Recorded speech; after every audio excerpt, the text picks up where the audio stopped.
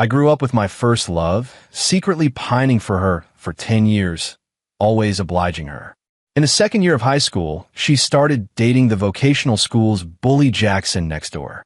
I told her Jackson bullied classmates and had been in a juvenile detention center before.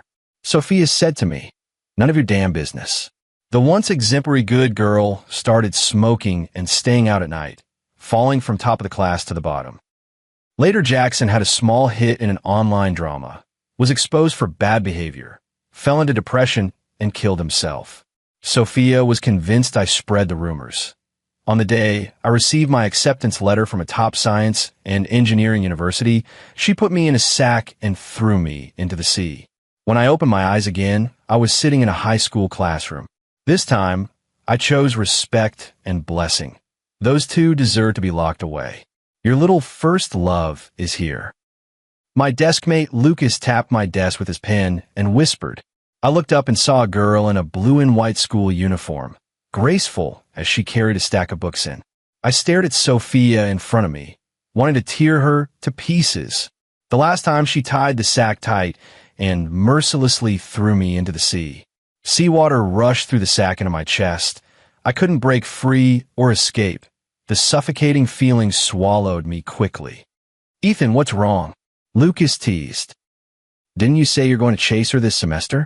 I scanned the classroom and realized I'd been reborn on the first day of the second semester of sophomore year. This time my crush is physics, math, English, chemistry, and biology. I touched the new textbooks in my hand and smiled. Women only affect my study efficiency. She's in the past. Don't bring her up. Bro, that's awesome. Lucas gave a thumbs up. So, when will you get first in the grade and surpass her? My classmates always teased me as a cashier, simply because I really couldn't beat Sophia, that divinely favored genius girl. I checked the time. Soon, in less than a month, Sophia would start dating Jackson from the vocational school next door, smoking, drinking, skipping class, and her grades plummeted. Of course, I never planned to compete with anyone. The only person I wanted to beat was myself. Last life, I gave up the guaranteed spot from the physics competition to a top science and engineering university, because Sophia told me if I gave up the guaranteed admission, she believed the rumors about Jackson weren't for me. I did give up the guaranteed spot, took the regular college entrance exam, scored 708, and was admitted to the top science and engineering university, while Sophia, shattered by Jackson's suicide, didn't even sit the college entrance exam. Her family forced her to repeat the year. On the day my acceptance letter arrived, Sophia called me, playing weak to lure me out. Unsuspecting, I was knocked out and thrown into the sea. Remembering the suffocating feeling as the seawater engulfed me, I gripped my pen so hard I nearly broke it. This life, any entanglement with Sophia would make me a fool. Quiet. Homeroom teacher, Ms. Harper, entered with a stack of test papers. One vacation passed. Everyone went crazy. Huh? Do you even remember how to write your name? Saying that, she passed the papers down. The classroom groaned, everyone asking why the first day back already had a test. But I was calm. That kind of test was nothing to me. After school, I was slowly packing up when a faint soapy scent drifted by. Sophia knocked on my desk without expression. "Hurry up, I don't have time to wait." Then she left. I was stunned, then remembered that before Sophia dated Jackson, I used to ride my bike carrying her home. I slung on my backpack and followed her. Sophia stood by the school's bike shed, wearing headphones, looking at me with a tired, slightly impatient expression. I pushed the bicycle out, gripped the handlebars, and as Sophia was about to sit on the back, I said, "You should go home by yourself from now on." Leaving a stunned Sophia behind, I rode away. Back home, Sophia's mother, Mrs. Margaret, was chatting with my mom, Emily. "Ethan's back," Mrs. Margaret hurriedly asked. "Why didn't you come with Sophia today? Were you on duty?" I smiled but didn't answer directly. My mom and Mrs. Margaret were college roommates, as close as sisters. Mrs. Margaret always teased that she'd arranged a childhood betrothal for Sophia and me, treating me as her son-in-law. In the last life, when Sophia dated Jackson, Mrs. Margaret was so upset she ended up in the hospital. The second semester of 10th grade was extremely busy. The school wouldn't even let us participate in the upcoming spring sports meet. The start of term test results are out. Class monitor Mason plugged a USB drive into the multimedia computer and opened the spreadsheet. Whoa. Number one. Number one is Ethan. Congratulations. The usually noisy classroom fell silent. Everyone looked toward the blackboard, sighs rippling through the room. I wasn't surprised, and I felt no pleasure. Surpassing Sophia had never been my goal. Many classmates congratulated me. One voice said the test proved nothing. Maybe I was just lucky. Maybe Sophia hadn't studied much over the winter break. She'll easily take first back later. How do you know I didn't study? Sophia's languid voice sounded. Is Ethan doing so well just pure luck? Does it kill you to admit someone else's excellence? The classroom quieted. I listened quietly. Maybe that's why in a last life I meddled and told Sophia how despicable Jackson was. In my mind, besides being a good student, she had a strong sense of justice. I couldn't stand by and watch her fall. But this time, I'll respect her fate. After school, Sophia hurried to catch up and walked with me. What gift do you boys like? She suddenly asked. Watches, belts, razors. I answered absent-mindedly. In the last life, I had said a handmade scarf. Sophia mocked it as cheap, and in the end, she gave Jackson a bottle of cologne. They started dating soon after. At the fork in the road, Sophia went to the shopping mall on the pedestrian street, while I went home to do practice problems. Sure enough, within a week, the whole class was gossiping about Sophia being in a relationship. Sophia, your boyfriend isn't really that guy from the vocational school next door, is he? A girl who was usually close to Sophia asked. Yes. Sophia didn't deny it. Girl, are you cursed? That guy's character is awful.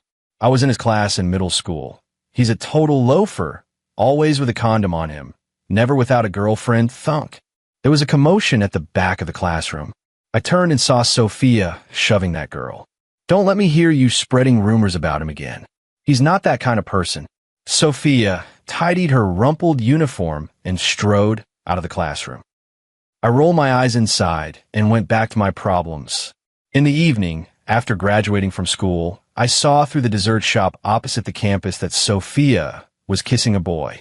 I have to admit, Jackson is really handsome. He stands out in a crowd and naturally has a star-like aura. He wasn't in uniform, his ash-brown hair in messy layers. His right hand cupped Sophia's nape as they kissed passionately. Don't cry, bro. Once we get into college, there are plenty of good girls. Lucas saw it too and tried to comfort him. Maybe put love on hold for now. I went to the stall and bought 2 starch sausages, handing one to him. I want to be a doctor, 8 years continuous for bachelor, master's, and doctorate, plus residency. What? Wasn't your goal the physics department of a top polytechnic? I shook my head. From now on, it's Jing City Medical University. I used to follow Sophia's footsteps. From now on, I'll walk my own path. Days passed, and the weather warmed. After Sophia started dating Jackson, she stopped coming to and from school with me. She even spent lunch breaks running off to meet him. They were inseparable, all lovey-dovey. Occasionally, Jackson would come to our school to see Sophia. The guys around him called her boss. I also saw Sophia smoking off campus more than once. I used to like watching Sophia work through problems, her slender fingers lazily twirling a pen. Now, she pinched a cigarette, inhaling and exhaling smoke. She seemed like a different person. She no longer carried that faint soap scent. Instead, she reeked of tobacco and alcohol. I had become a complete outsider, and unlike in my previous life, I didn't tell her about Jackson's dirty past. There was another difference. Sophia didn't seem as reckless as before. She skipped class less often and even finished her homework. Midterms came quickly. I carried my biology homework to the teacher's office and heard voices inside. I've heard a lot of students saying you're dating.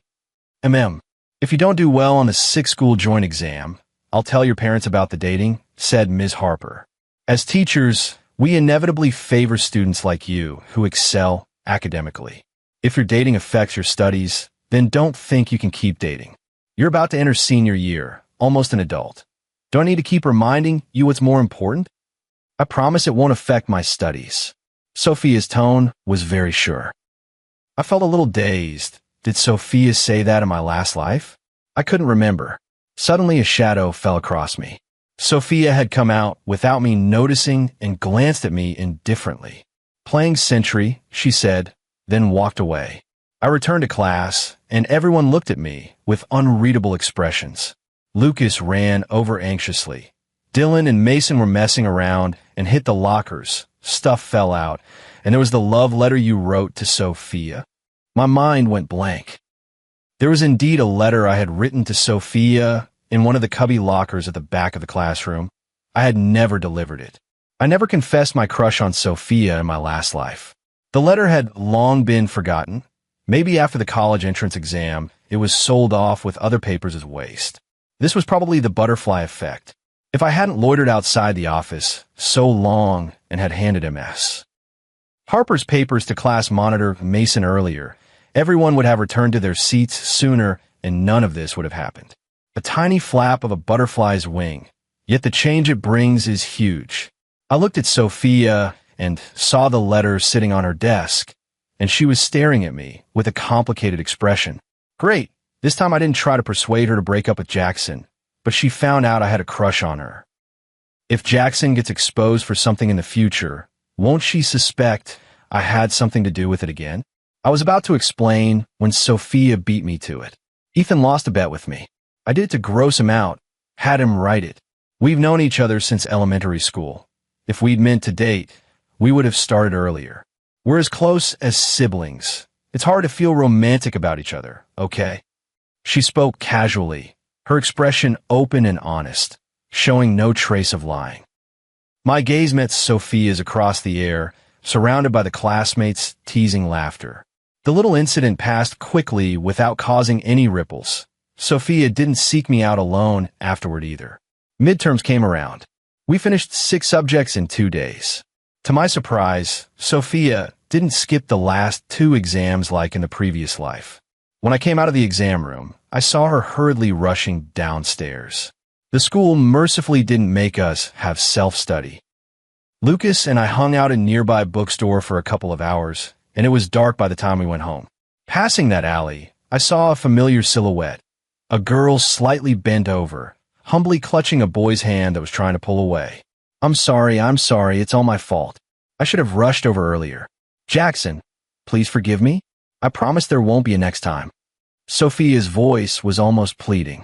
I never imagined that proud girl could have such a humiliated side. I called you 6 or 7 times. You didn't pick up once. Sophia, I'm not important to you at all, am I? Jackson shoved her hard. It's only midterms. Exams aren't that important to me. Sorry. Sophia bowed her head and held his hand tightly, afraid he'd run off. Shut up. Jackson poked her on the head with his forefinger and said arrogantly, I don't want to hear this. There's no shortage of obedient, well-behaved Jacksons, and I don't need a girlfriend who only studies. Let's break up. You go be a good student. Jackson. Sophia panicked completely. Her voice trembled. I promise this is the only time. From now on, if you call me, I'll come whenever you need. Sorry, this midterm is really important to me. If I don't do well, the teacher will tell my mom. Ha. Jackson suddenly laughed. He lifted his eyes. His features were deep and sculpted, the curve of his mouth full of mockery. Sophia, are you a giant baby? Haven't been weaned yet? So you're the coward who's afraid the teacher will tell their parents? TSK. His disdain was completely unmasked. Sophia only held his hand tighter and spoke firmly. Jackson, I want to take steady steps for our future.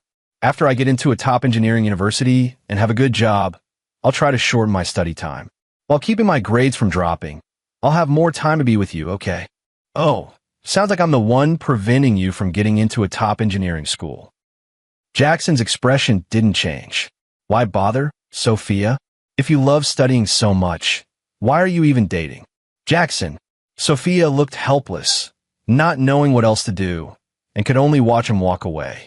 I stood there awkwardly and then heard the person ahead say, See, aren't you happy I got dumped? I pursed my lips speechlessly and walked forward. Don't worry, he's probably just angry. Just comfort him more. Really? Sophia looked at me desperately, grasping at straws. I nodded. In the last life, Jackson and Sophia also had plenty of quarrels. Made up, broke up, made up, broke up, until Jackson killed himself. I walked beside Sophia. As we neared home, she suddenly said, "Lend me your biology notes to look at. I'll return them tomorrow morning." My step faltered and I looked at her a little stunned. "What's wrong? Class rep of biology?" She raised an eyebrow. I pulled the notebook from my bag and handed it over, then snatched it back at the moment she reached for it. "What are you doing?" Sophia asked, puzzled. "Sophia." I called her name and looked her straight in the eye. "Did you reincarnate too?" When the words fell, everything around us seemed to freeze. Sophia was first shocked, then put on a look of "I knew it." "I wondered why you didn't badmouth Jackson this time." "Badmouth?" Sophia, even reincarnated, still thought Jackson's nailed-on dirt was fake. When the scandal broke last time, Jackson actually apologized to the bullied kid on an overseas social platform. But his fans whitewashed him, saying it takes two to tango. If that guy hadn't tried to copy Jackson's look on purpose, it wouldn't have caught Jackson's attention. Drinking toilet water was forced on him by Jackson's underling and had nothing to do with Jackson. I looked at the Sophia in front of me and thought to myself that she was hopeless. Of course, until Jackson ended his life, she loved him to death, filtered through 18 layers. How could she think he was at fault? "Ethan, although saying this now might not mean much, I still want to apologize to you." Sophia's eyes carried a touch of regret. "Actually, before you gave up that guaranteed admission, I already knew the scandal about Jackson wasn't exposed by you, but at the time, I just wanted to vent." Hearing that, I was surprisingly calm. "Then why did you throw me into the sea?" Sophia fell silent. "Maybe it was the dark side of me. We grew up together. You gave up the guaranteed place, but still got into a top institute. Your future was bright, while I lost Jackson and would be forced by my parents to repeat a year next year. I want to drag you down into the abyss with me." Slap. I struck her across the face. Sophia turned her head and said coolly, "I later jumped into the sea to save you, but I failed. I probably died too, so we both reincarnated." I lifted my foot to leave, but she kept speaking. "Ethan, I won't repeat the same mistakes this time. I'll study hard, give my parents no reason to split me and Jackson, and I won't give that exposer any opening. Enough." "Why are you telling me this?" I interrupted. "If that's the case, be straight about it. Stay away from me from now on. We each go our own way. Don't get in each other's way. Ethan, you're a good guy. Last life, I was the jerk. I actually don't want to lose you as a friend." Sophia rambled on. "I know you might look down on Jackson, but grades aren't everything. Jackson may have done wrong before, but who doesn't make mistakes? Can't he have a chance to change? Last life, he donated his fee to Hope Mountain." "Stop, stop, stop." I couldn't stand it. If you like Jackson, knowing his good qualities is enough. I'm not interested in finding out who he really is. "Ethan, we can't be friends anymore, can we?" Sophia asked. I stared into her eyes and answered without hesitation, "Yes. I will never forgive you." When I got home, I saw Sophia still standing downstairs, the streetlight stretching her shadow. The next second, she raised her hand and slapped herself across the face. Midterm results came out. The 6-school joint exam. All the schools are city key high schools. The papers were very difficult. My total was 684, ranked 15th in the city. Sophia, because she hadn't been studying her hardest before the midterm either and was relying on her foundation, scored a little over 570. Compared to the previous life, it was already pretty good, but it had dropped by more than 100 points from before. I was in the office asking a teacher about a math problem when Mrs. Margaret stormed in, followed by Sophia. "Sophia's parent, I understand how you feel right now. If there's a problem, we can sit down and sort it out. Sophia has always been an excellent student." "Ms. Bennett, you don't need to say that." Mrs. Margaret took a deep breath and glared at Sophia as if accusing her. "Do you really think I don't know you've been sneaking around in a relationship? I've been showing you off and testing you to see if you have any sense. If you had scored even a 650 on this midterm, I would have turned a blind eye. I want to be an enlightened parent, but did you give me the chance? Huh? Sophia was silent for a long moment before saying, "Mom, I'll do better next time. Give me your phone." Mrs. Margaret held out a hand. "Hurry, do you have to make such a scene? I said I'll do better next time, and I will." With that, Sophia tried to walk away. Mrs. Margaret rushed forward, searched her, took the phone from Sophia's pants pocket, and slammed it heavily onto the ground. The phone shattered instantly. "Sophia's mom, please calm down, this is a school," Ms. Harper said gravely. "We all take Sophia's drop in grades seriously, but we can't solve the problem by—" Before she could finish, Sophia had already run off. She didn't come to class for a week. During that time, I bumped into her once outside school, shopping at a supermarket with Jackson. At the checkout, they picked up 2 boxes of condoms. Jackson had his arm around her neck, his eyes wandering. They weren't in uniform. The handsome boy and pretty girl, standing together, looked especially attractive. "Hello, I'm an agent from Reed Entertainment. Would you be interested in signing with our company? We have a hot campus IP, and the male supporting role matches your look. If you're interested." A man wearing a baseball cap handed Jackson a business card. Jackson examined the card between his fingers with a nonchalant expression, as if he often ran into this kind of thing. I didn't stay long, bought yogurt and chips and left. Sophia returned to school soon after. She really didn't neglect her studies like in a last life. She paid close attention in class.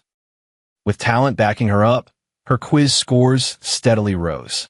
I heard Sophia promised her family that she'd score above 680 on the final, or she'd break up with Jackson.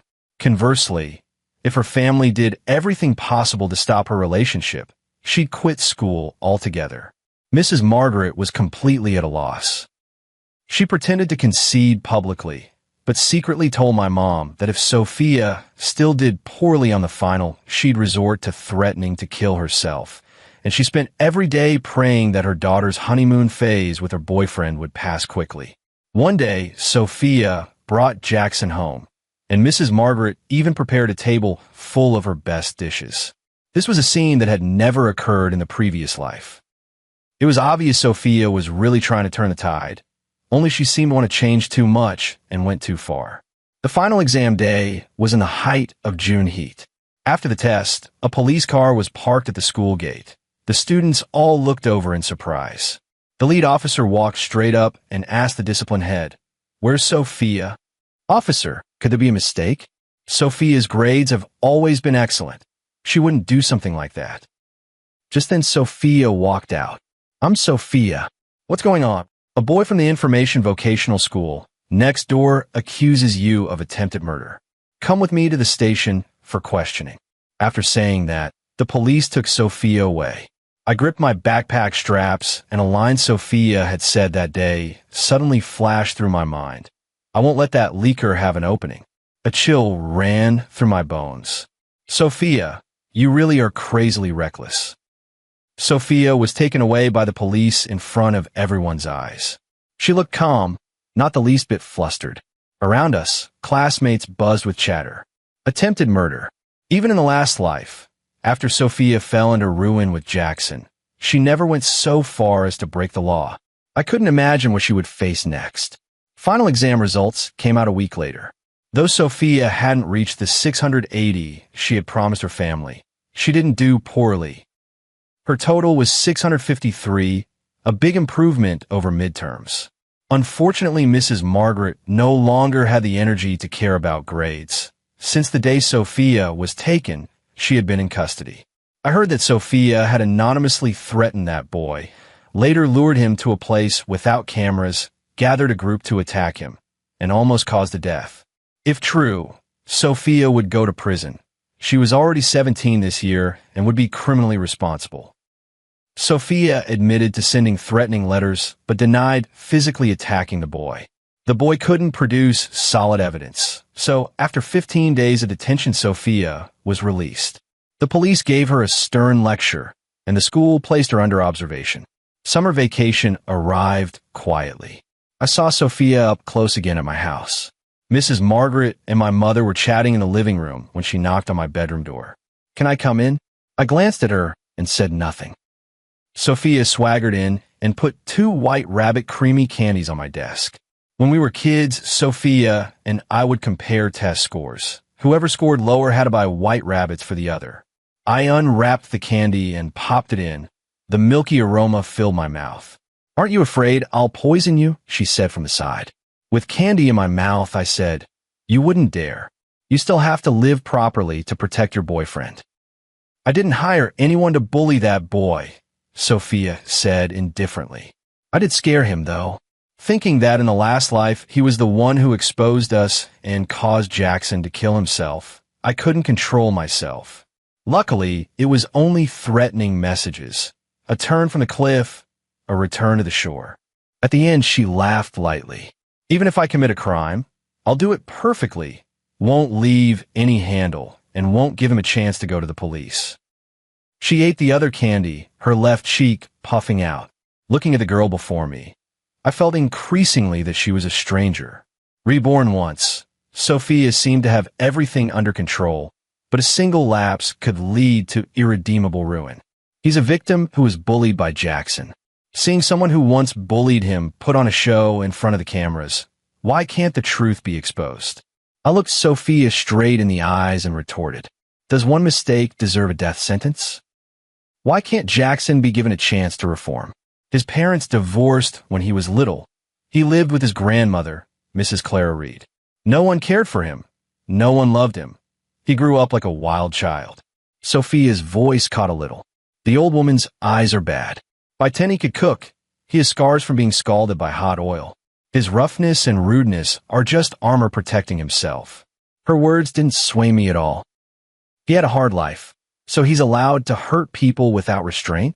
He got rain on, so he has to tear other people's umbrellas. Ethan, you were born into a happy family. You have parents who love you, so you'll never truly understand what Jackson went through." Disappointment was obvious in Sophia's eyes. "Last life, I saw him kill himself, the bathtub full of blood. Do you know what I was thinking at that moment?" I listened quietly.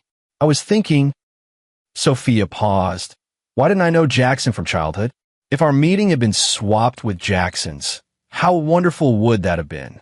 I would teach him how to do problems, stop him from swearing, cook for him, and give him a candy for every good score." Suddenly, the white rabbit candy in my mouth tasted cloyingly sweet, almost bitter.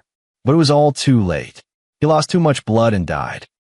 In his suicide note, he apologized to me and said he hoped I'd get into a top institute of technology next year. A thin film of moisture glazed Sophia's eyes, making them especially clear in the light. Fortunately, I was reborn. Seeing him lively and well before my eyes again, I vowed in my heart that this lifetime I would protect him completely. Clap, clap, clap. I applauded, face unchanged, and said, "So touching, so devoted." Sophia didn't get angry at my sarcasm. She said calmly, "Let's compete one more time. This Gaokao I'll score higher than you." With that, she turned and left. Mid-July heat made everywhere unbearably hot. I stayed home doing problems and watching movies every day. The brief half-month summer vacation passed quickly. Other grades hadn't started school yet, but we were already officially senior year students. The intense study atmosphere was thick from the first day back. Cicadas chirped outside. In the classroom, the only sound was pen tips scratching paper. Thus began the year of preparing for the Gaokao.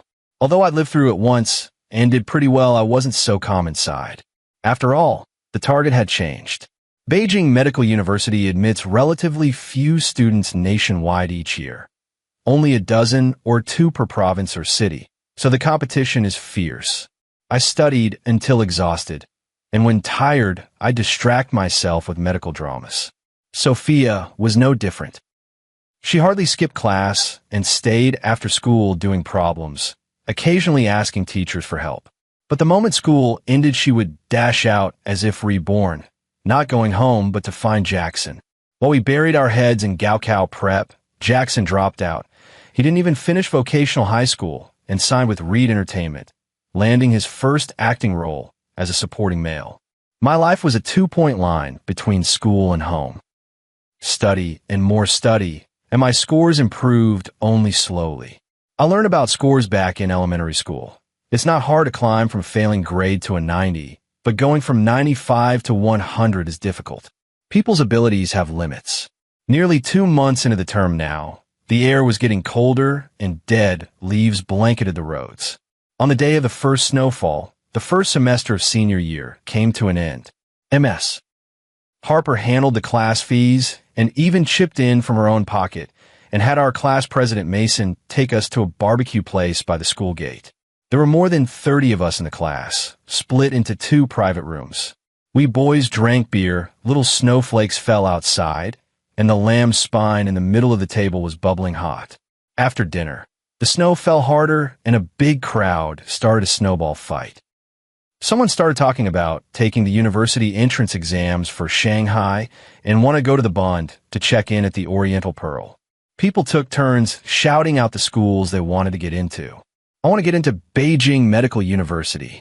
I shouted up into the sky where snow was falling like goose down. Lucas followed immediately. I want to get into Beijing University of Finance and Economics, majoring in finance. Class President Mason chimed in with a cold remark. You two, one will seek money, the other will end lives. Lucas and I looked at each other and laughed until we were rolling. I got home close to 9:30. Sophia, who hadn't gone to the barbecue, was in my doorway, pressed against the wall by Jackson and kissing him. Jackson, congratulations on wrapping the shoot. Sophia's voice was a bit hoarse. She was in Jackson's arms, and he tenderly stroked her long hair. Jackson seemed even more dazzling, exuding the aura of a big star. They both saw me, then quickly looked away, as if I were an irrelevant passerby. I walked straight into the house. From behind, I heard Jackson's helpless tone. Honey, if you get jealous again, next time I won't comfort you. This was just a campus drama kiss, and you can't handle it. What are you going to do when my scenes get racy? I had no interest in listening to a young couple flirt. I washed up and, probably from the alcohol, fell asleep quickly. As Christmas vacation approached, Dad drove Mom and me to the supermarket to buy Lunar New Year supplies. Daniel Wong's Congratulations and Prosperity finished, and another upbeat song, Good Days, played. On New Year's Eve, the TV played the Christmas Gala as background noise. Mom and Dad were complaining that the comedy sketches were getting more and more boring. I was busy grabbing red envelopes in the class chat. On New Year's Day, I gave myself a rare day off, didn't set an alarm, and slept until I woke naturally. In the afternoon, I met some classmates to go to the movies for the New Year releases. We watched 2 films until our butts went numb, then played in the arcade for a while, had hot pot, and went our separate ways. Today the mall was especially crowded. I adjusted my scarf and hat and was about to exit through the revolving door when I saw a familiar figure by the elevator. A tall, strikingly handsome young man was making out with a pretty girl, oblivious to everyone around them. I tried to pretend I hadn't seen, but it was too late. Jackson noticed me, paused for a moment, said a couple of words to the girl, and then walked straight over. In both the previous life and this one, Jackson and I never really interacted directly. He recognized me only because my family lived next to Sophia's, and maybe Sophia had mentioned me to him. Did you see that? Jackson said as he put on his mask. You and Sophia grew up together. Let me guess, after you go home, you'll tell her I cheated? No, I said firmly. Jackson raised an eyebrow. Whatever, doesn't matter. Sophia and I have been fighting lately. We're probably breaking up anyway. This seems none of my business. I cut him off and walked away. Back home, I saw Sophia wearing a white hoodie and carrying a trash bag. I kept my eyes forward and brushed past her. She called out to ask which Christmas movie was good to watch with Jackson. Look up reviews online yourself. I said lightly. After the 7th day of the Lunar New Year, we returned to school. It felt so short, it was as if we hadn't even had winter break. The countdown to the college entrance exam in class reminded us every day that June 7th was getting closer. Desks were buried daily under a steady stream of test papers. A newly bought pack of pen refills was used up in just a few days. Sophia and Jackson got back together. After the first mock exam, she knitted a scarf in class, and in the alley on the way home, the two of them were intimately kissing again. When Jackson saw me, there was no hint of avoidance in his eyes. When the first mock scores came out, I securely held first place in the grade with 714 points. As for Sophia, since school started, she'd been distracted every day, coasting through her studies. She hadn't even gotten into the top 100 in the grade. Only recently, after reconciling with Jackson, did she start to take things seriously. Meanwhile, the web drama Jackson film premiered. Although it was low budget, the director cast well. The leads were all handsome and beautiful. And since the original novel was a fairly popular campus book, the debut night generated a lot of discussion. Some classmates were watching it too. A few complained the plot was cliched and predictable, but despite the complaining, they watched it with relish. The show's view count climbed steadily and even sparked a wave of imitation on foreign social platforms. The producers achieved maximum profit with minimal investment. As the drama became a hit, the cast drew audience attention. Besides the male and female leads, Jackson, who played the second male lead, generated the most buzz. Jackson's newly opened foreign social media account gained followers rapidly and even formed a fan club. Before the show aired, Reed Entertainment, which Jackson had signed with, had already crafted his public persona. Unloved by his parents since childhood, yet resilient, living with his grandmother, Mrs. Clara Reed, having attended vocational high school to save money, wanting to start working early to earn money. In show business, education level actually doesn't matter much. There are plenty who didn't finish 9 years of compulsory schooling, and dropping out of vocational school isn't exactly a stain. However, what had happened in the last life came back to haunt him. Not long after the drama's finale, a gossip account received submissions exposing various dirt about Jackson's school days. Skipping class to go to bars, changing girlfriends as fast as a rocket, ostracizing anyone he disliked, forming cliques to bully classmates, and even having minor records at the police station. Some netizens joked, did this dirt grow a person? The hashtag Jackson legal troubles hashtag kept fermenting and escalating. A few days later, a boy who'd been bullied produced a video. Blood at the corner of his mouth, looking miserable, while Jackson stood with his arms crossed, looking down at him, flanked by a group of followers. Jackson slapped him, snapping his fingers as if signaling. The men behind him surged forward and beat the boy with fists and kicks. Video has more impact than text. Jackson's bullying became an established fact. In response to Jackson's latest selfie post on foreign social media, the comments were full of insults, telling him to quit the entertainment industry and apologize to the bullied boy. Some classmates were following the drama, but most they spent a few minutes scrolling their phones and chatting outside of class. Nothing unusual. Celebrity scandals happen all the time, and Jackson wasn't exactly a major star. Entertainment gossip was just a seasoning for us senior year students. But for Sophia, it was a boulder hanging over her head that finally fell. She didn't come to class for half a month. Mrs. Margaret would come to my house, crying from time to time. She'd gotten a lot of gray hairs. She thought Sophia's dating was just a whim, never expecting it to become such an obsession. When a child is 7 or 8, they're mischievous and can still be scared off with a feather duster. Once they grow up, parents lose control. Verbal threats don't work, and it's either cutting ties or resigning themselves. Mrs. Margaret was clearly the latter. She was now afraid that if she spoke too harshly, Sophia would rebel and then forget about the college entrance exam. She might stop reading altogether. At 1 a.m, I closed my book and glanced at the time on my phone. At this hour last life, Jackson had already slit his wrists and killed himself. It was obvious Sophia had made thorough preparations this time. Early spring had big temperature swings, and I caught a cold, feverish and dizzy.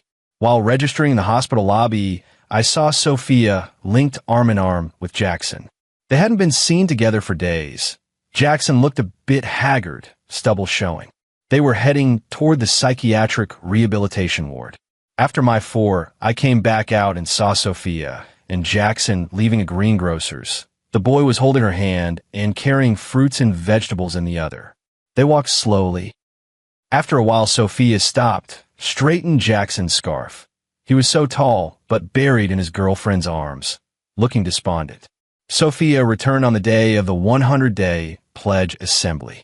The classmates didn't ask much. The college exam was closing in. Who had time for gossip? It was clear Sophia really wanted to hurry and raise her scores as fast as possible.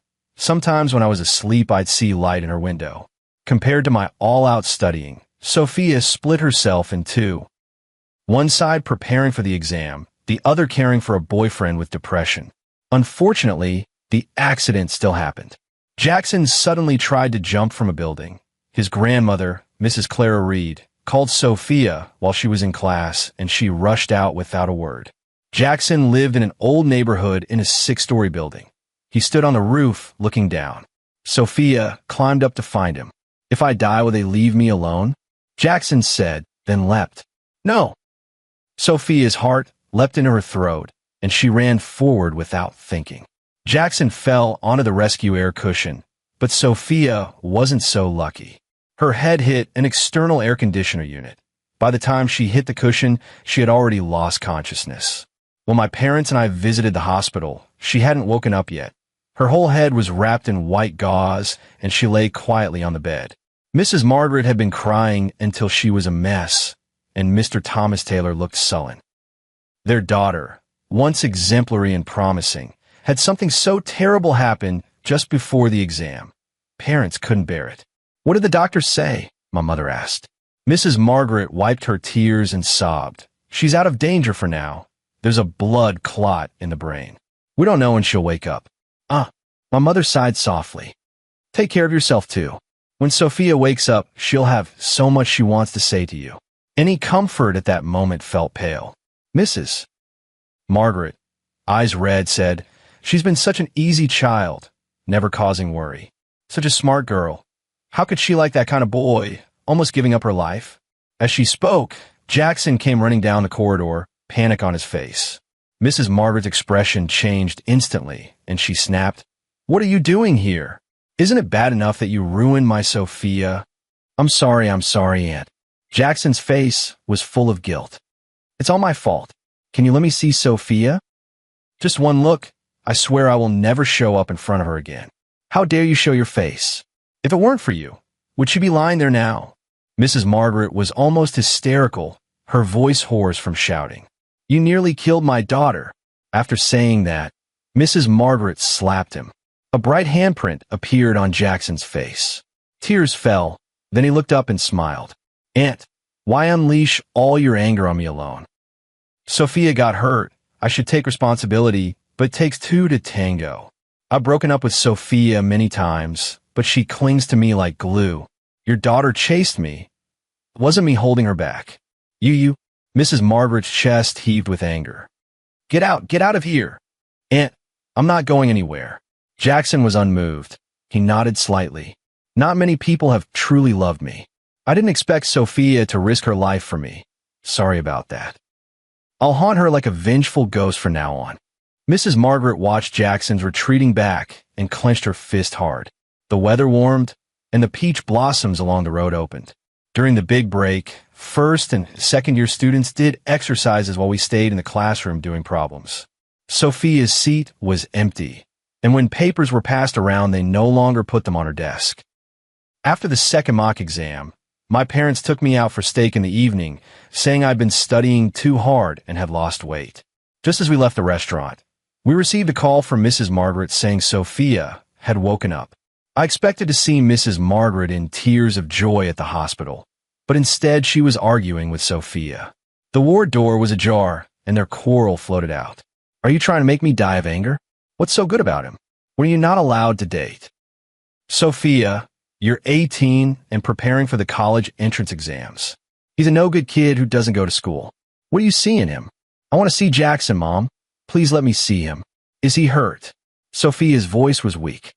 "And if I don't let you see him?" Mrs. Margaret retorted. "When you were unconscious, he came to see you, said he'd just look, and then he'd leave and never show up again. Sophia, you will never see him again. Ever." Mrs. Margaret cried out. We hurried into the ward and saw Sophia, her head wrapped in bandages, get out of bed holding a fruit knife pressed against her wrist. "Let me see Jackson. I want to see him appear before me, safe and sound." Sophia stared at Mrs. Margaret without looking away, her eyes full of resolve. Mrs. Margaret closed her eyes and walked out of the ward crying. A silent compromise. My parents went out to comfort Mrs. Margaret, leaving only Sophia and me in the ward. She put the knife away, her face pale. "Do you think I'm beyond saving now?" I said nothing. "Pretty good. It's pretty good now." Sophia seemed to be talking to herself. "I'm still alive. Jackson is fine. I probably won't beat you this year. I'll probably repeat a year next year. Didn't expect to live again, and it's still like this. But I'm content. Whatever happens from now on, don't regret the decisions you make," I said and left. After the second mock exam, every day felt like it had an accelerator. Sunrise and sunset. Get up, eat, study, sleep, and nothing else. I was grateful that I handled pressure relatively well. Once I set a study plan, completing it on time and in full gave me pleasure and satisfaction. Even more worth celebrating, my total score was steadily improving. Even if it was only 2 or 3 points each time, it was enough to make me happy for a while. After all, every point at this stage was a new breakthrough for me. A month before the Gaokao, Sophia actually came back to class. She told classmates she'd study as much as she could. She would repeat next year anyway. So this year she'd just feel out the exam atmosphere. I thought about it. Indeed, in the last life, Sophia never even entered the Gaokao exam room. She happily got cozy with Jackson again. Their relationship was even clammier than before. Several times in the cafeteria, I saw her holding her phone, features relaxed, lips curved, saying something to the person on the other end. Jackson had changed a lot too. He really quit showbiz. I heard he paid all the film fees as breach damages to Reed Entertainment. No one knew what he was doing now. Every day after school, he waited at the school gate for Sophia, carrying a bento or some cut fruit. As soon as Sophia came out, they'd cling to each other. "This is probably a death-pact friendship," Lucas said, rubbing the goosebumps on his arms. "Nice. Both of them are love-brained now, locked down." "Respect and blessings," I echoed, my mind still on the math problem I just worked out. The countdown numbers to the Gaokao in our classroom grew more imposing. The first step into class each day, everyone would give that number a salute with their eyes. On Harvest Festival Day, MS. Harper hung a festive pastry at the classroom door and made each student balance it on their head. When it was Sophia's turn, she didn't go up. A voice sneered. "At least she has some self-awareness. Missed so much homework. Balancing a pastry won't solve the emergency." The moment those words came out, the cheerful atmosphere plunged to an ice-cold silence. Sophia threw her pen on the desk and walked out of the classroom. On June 7th, it started drizzling, quenching the days of stifling heat. We sat in the exam room while the rain tapped outside. The 2 days of exams ended quickly. The moment I closed my pen cap, it felt like I closed a treasure box of youth as well. The Gaokao was finally over. The students, freed of all restraints, bolted out of the exam hall and ran and shouted in the drizzling rain. I didn't feel relieved or wistful. It felt like I just finished an ordinary test. The next day, my body clock woke me. I reflexively reached for my vocabulary notebook and only then realized it was over. I stared at the ceiling in a daze, and only then did my body and mind fully relax. The holiday after the Gaokao is one of life's rare pleasures. Lucas and I signed up for driving school. After more than 20 days, we were 2 shades darker from the sun. The day to check scores came quickly. As expected, I couldn't find my results, but Lucas excitedly called me, saying his score was higher than expected and admission to Beijing City University of Finance was a definite yes. I was happy for him. Before long, our house received calls from a top engineering university and Jing City Medical University. Mom and Dad knew my grades had always been steady, but they were still grinning from ear to ear. Soon I learned my score, a total of 728, first in the province. Last time my score was good too, but I wasn't the provincial top scorer. My parents took me sightseeing in Jing City, hitting all the famous spots, eating specialty roast poultry, specialty hot pot, and oddly flavored fermented drinks. I went to the Mirror Lake by Jing City Medical University and had Mom take a photo of me to use for comparison later. After a little over a week of travel, we returned home. My mom asked me to deliver the local specialties I bought to Sophia and specifically told me not to mention my exam results. After all, I had become the provincial top scorer, while Sophia, who had always scored higher than me before, had taken a college entrance exam this time, but seemed to have scored under 500. People who didn't know the situation would think the world was unfair. She barely studied and still got those scores. But the truth was that that score was humiliating for Sophia. It didn't matter, though. She was going to repeat a year next year, so this year was just going through the motions. I knocked on Sophia's door, and to my surprise, Jackson opened it. He glanced at me with some surprise. "Here comes the top scorer," he said. Sophia was cutting a watermelon. She looked at me calmly and asked, "Did you enjoy Jing City?" She had Jackson hand me a slice of watermelon. I put down the gift box in my hand and shook my head without taking it. It was fine. The subway is really crowded. "Congratulations," Sophia said, looking me square in the eye. "Thanks," I replied with a faint smile. "Good luck next year." Upon hearing that, Jackson stared at Sophia. "You should be the top scorer next year, too. In that series I'm filming, the heroine is a genius. The male lead asks her anything and she knows it all, like an encyclopedia. Honey, could you be my leading lady?" Saying that, he wrapped his arms around Sophia's neck, his gaze lascivious. My mouth twitched, and I immediately turned and left. Our class had a graduation party. The karaoke private room was packed with people. I heard there were other classes in the room next door. Wild howls and drunken shouting filled everyone's heads. Someone queued up the classic group song True Friends. Friends walk together for life. Those days no longer exist. A few classmates even glistened with tears. My usually calm emotions were unexpectedly stirred. Youth only happens once. You really have to cherish the purity of the moment. Last time, because Sophia didn't take the college entrance exam, I was upset and didn't attend the party at all. Thinking back now, how stupid. How could I miss some of life's wonderful and unforgettable moments because of a rotten person? Dong dong. Someone knocked on the private room door. We thought it was a waiter bringing more drinks, but it turned out to be a girl from another class. "Oh, Miss Chloe, what brings you here?" The little swan graces us with her presence. One shot wouldn't be too much, right? A boy handed her a drink. "She does ballet. Her name's Chloe," Lucas whispered in my ear. "I feel like she's looking at you." I looked up and saw the girl called Chloe gulp down the drink in her cup. She clearly didn't drink often, like she was trying to muster courage. She wore a pure white dress, her black hair smooth and loose over her shoulders, and she looked gentle and gracious. My gaze happened to meet hers. She immediately looked away, uncomfortable, her ear tips turning red. Our class is playing Truth or Dare." Chloe's voice was very pleasant. She awkwardly scratched her head. "Those guys asked me to pick a boy from your class to hug.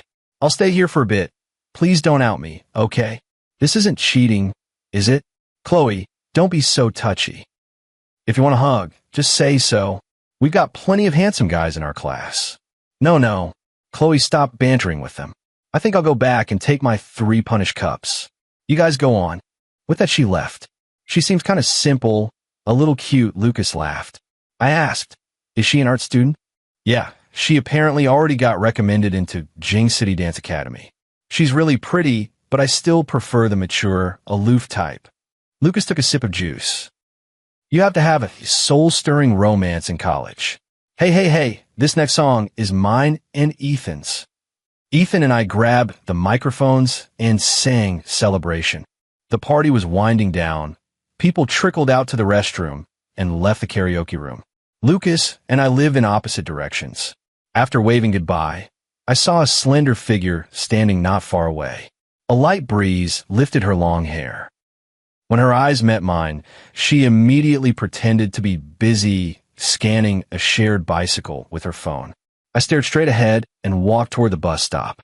A female voice sounded. Ethan, someone called. I stopped and turned to see Chloe hurrying over and stopping in front of me. The light in the private room had been dim. Only now could I properly see her face.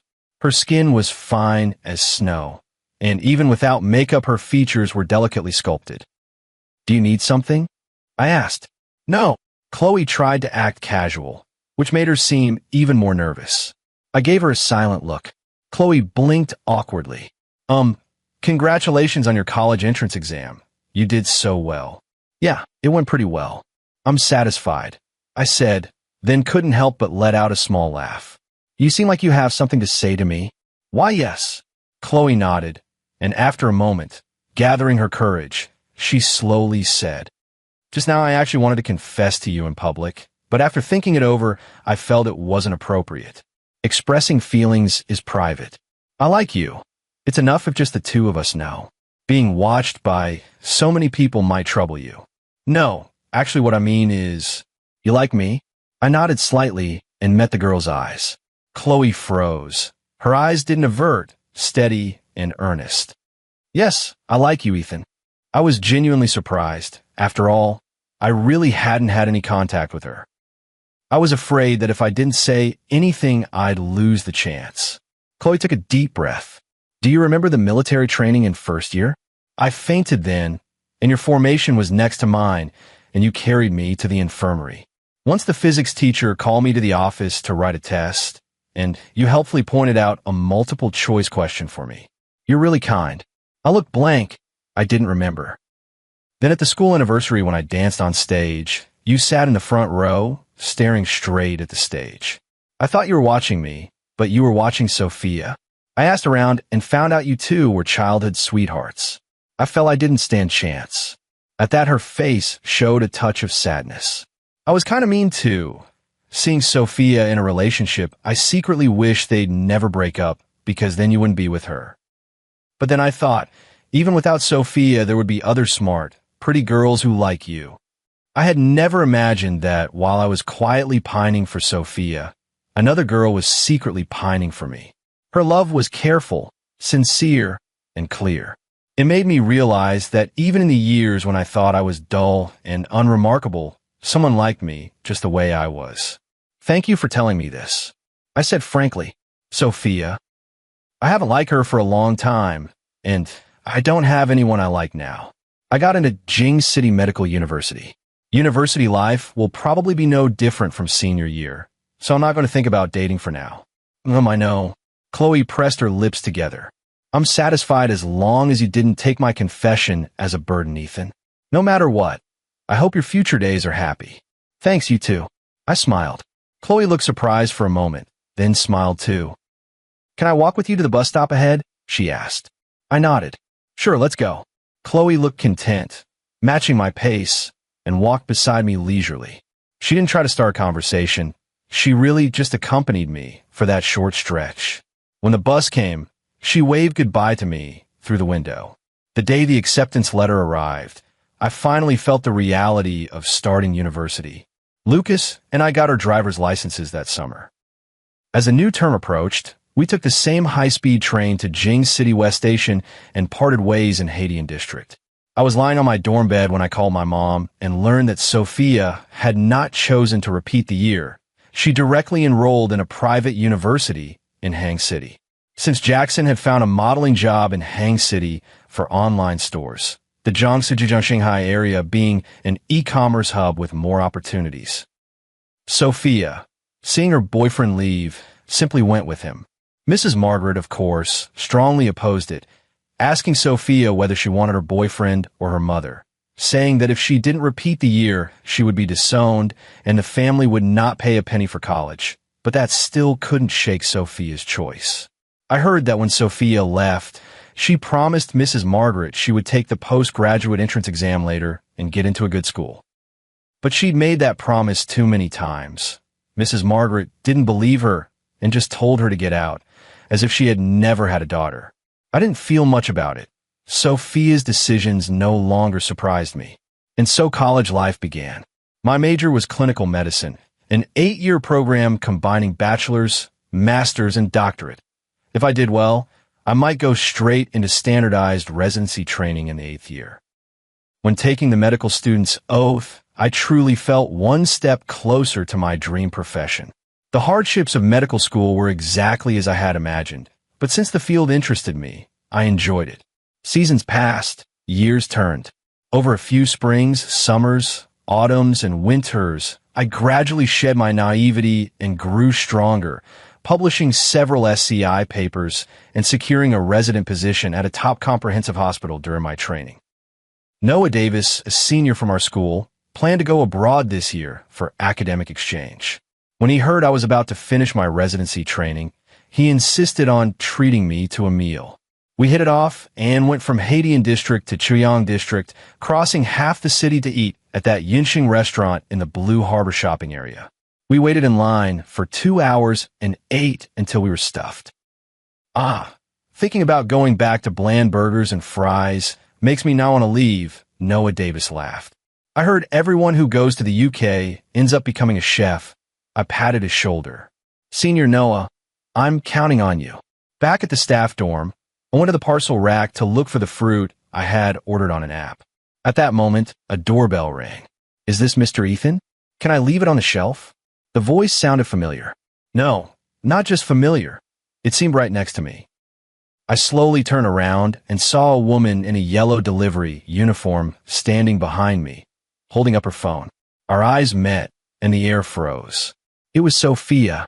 In the first 2 years of college, I still went home during winter and summer breaks and met Sophia a few times. She was still with Jackson. Their relationship was steady, and even without parental help, they didn't look destitute. Jackson had opened an online store selling clothes and ran a fashion account on foreign social media. The online shop did pretty well. Later, my parents moved to Jing City, and I never went back. It had been 6 years since I last saw Sophia.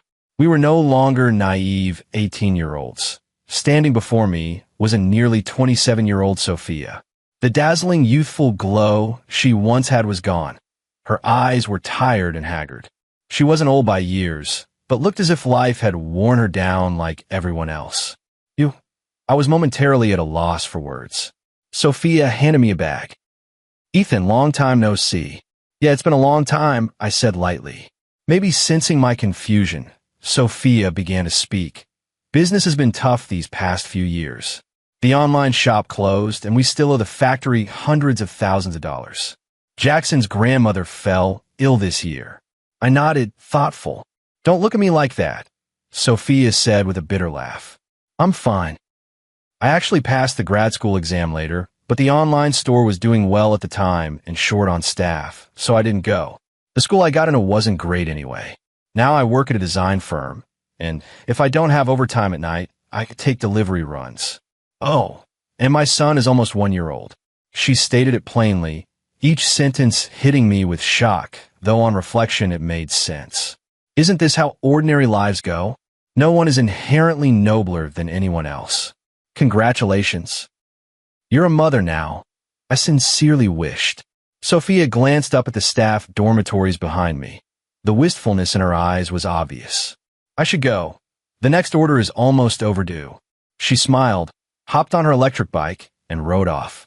I had a rare day off tomorrow and had planned to see a movie with Lucas. After graduating undergrad, he didn't take grad school and didn't find a job in his field.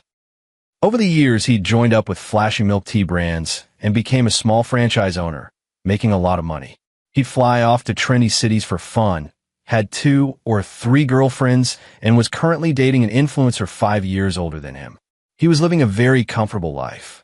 We met at Shidon Square, and on our way upstairs to eat, we ran into someone we knew.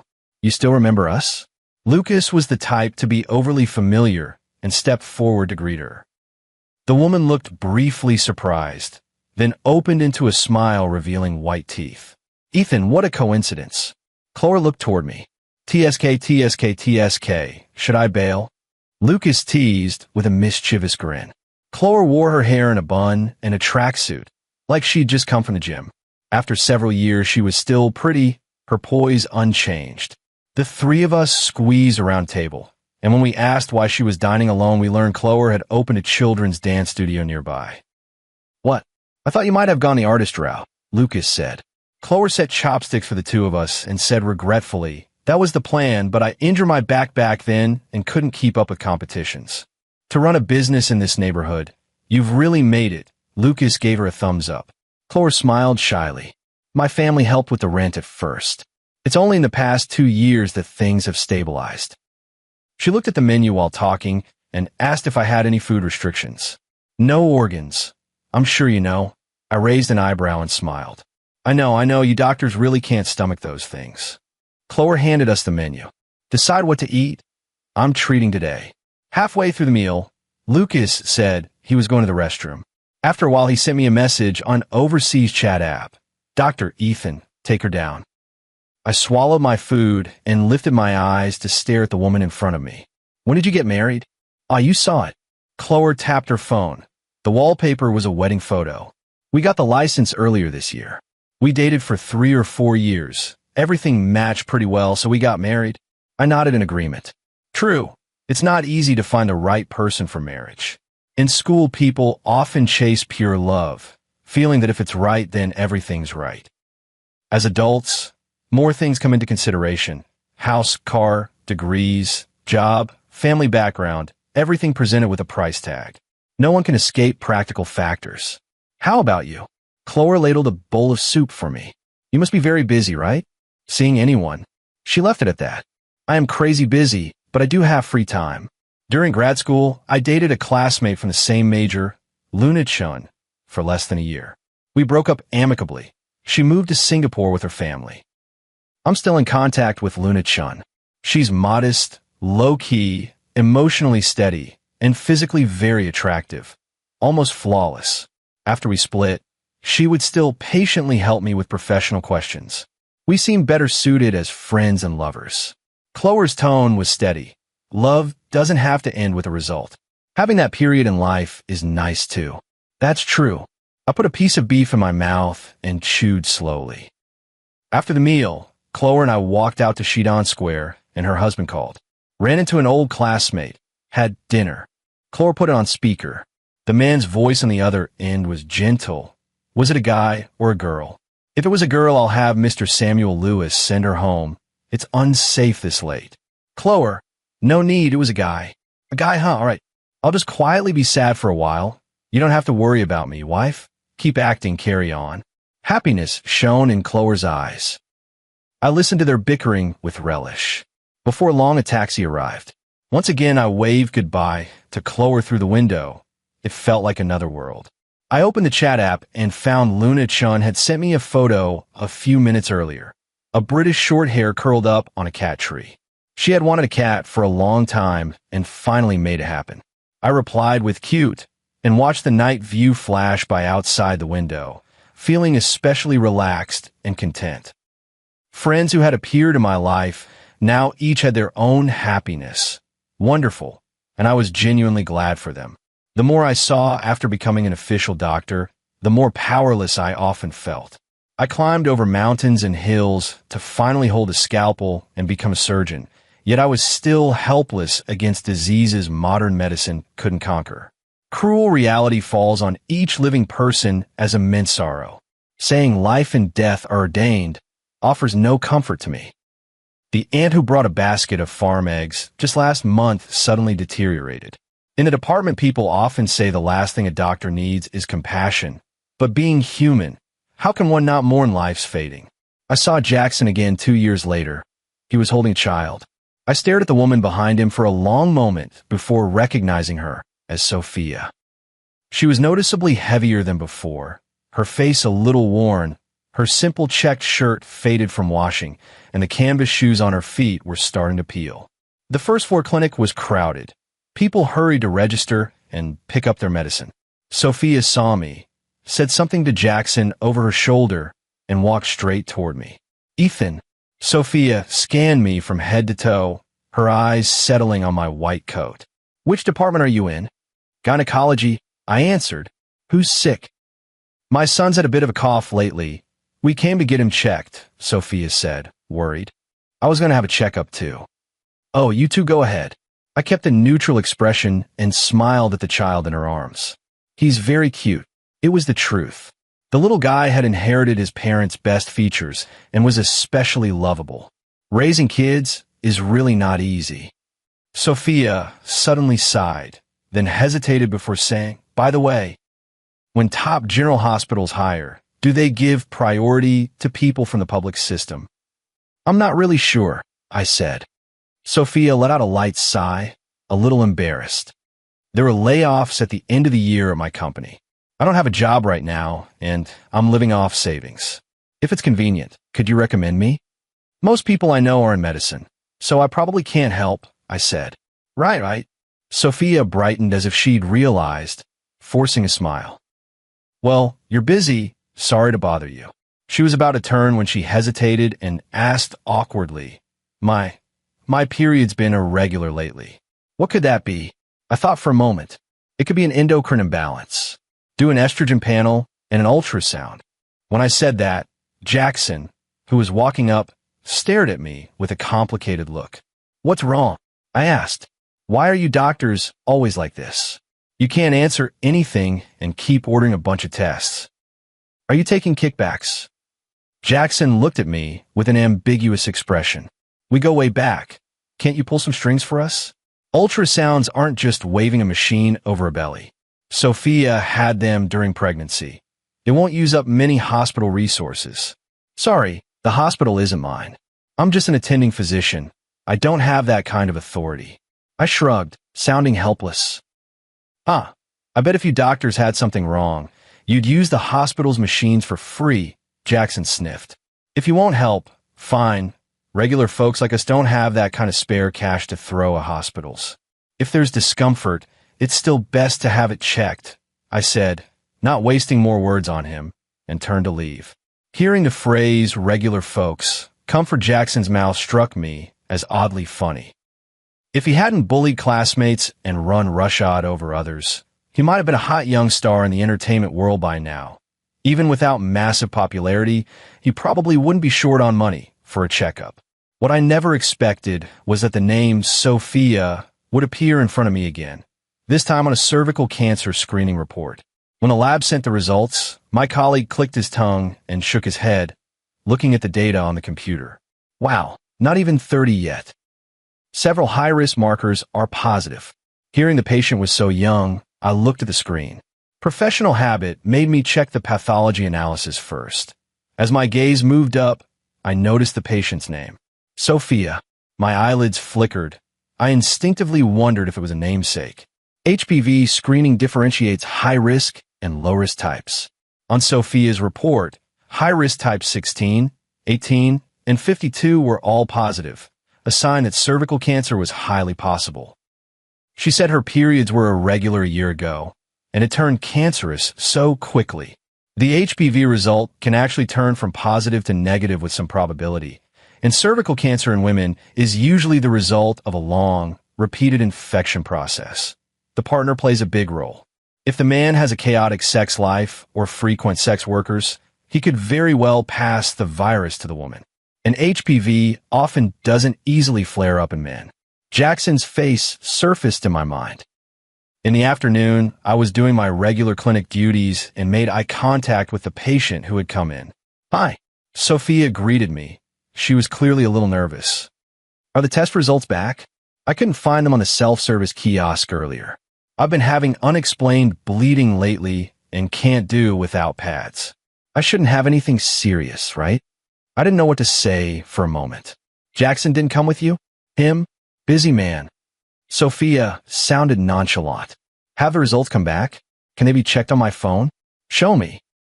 I opened the computer and pulled up the lab report, saying bluntly, several high-risk items are positive, which means you are very likely to have cervical cancer. The consultation room felt utterly quiet.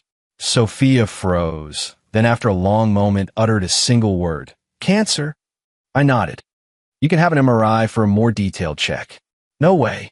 No way. Sophia shook her head violently. You must be mistaken. I'm so young. How could I have cancer? Is it a misdiagnosis? Misdiagnosis is unlikely. You can go to another hospital for a second opinion. Acting responsibly toward my patient, I added, but do it as soon as possible. Don't delay. Sophia trembled all over, tears welling in her eyes. She covered her face, her shoulders heaving. No. Medical technology is improving. Cooperate with treatment. I handed her 2 sheets of paper. Sophia ran out of the room with her face covered. I sighed softly and shook my head helplessly. Half a month later, Sophia came to the hospital with Jackson. Sophia had blood drawn. Jackson held her report, nervously asking, "Ethan, what's going on? Is it serious? If surgery's needed, will she be okay?" The report read, "Invasive squamous cell carcinoma of the cervix." My breath caught. Whether surgery can be done in stage 2 still needs assessment. I looked up and stared at Jackson. "Why did you wait so long to get her checked?" She thought it was just irregular periods and didn't take it seriously. Jackson's face was ashen as he stared at the report. "What do we do? How do I tell Sophia? Our child is still so little." "Jackson." I called his name and asked, "Have you been seeing someone else?" Jackson was taken aback, looking puzzled. "Seeing someone? A woman, sleeping with random women. Have you?" Jackson's eyes widened. I haven't." I watched him in silence. After a while, his tense shoulders relaxed. "Sometimes for business, colleagues go to karaoke and call people. Everyone does it. If I don't join, I seem unsociable." I wasn't surprised. "Sounds like paying for women is routine for you." Jackson bowed his head and simply stared at the report, his eyes reddening. "I'm sorry to Sophia, but she pushed me. She pushed me," he murmured. "She flirts with random men online, sends photos. I put up with it. She mocks me for getting worse these past years. But what about her? A mess all the time, gained weight after giving birth, doesn't wear makeup or dress up. Looking at her makes my eyes hurt." Jackson's tone grew more agitated, as if something he'd held back had finally erupted. "Enough. I have other patients waiting. You should go now." I had no interest in these petty complaints. Jackson kept looking at the report, his eyes slowly filling with tears.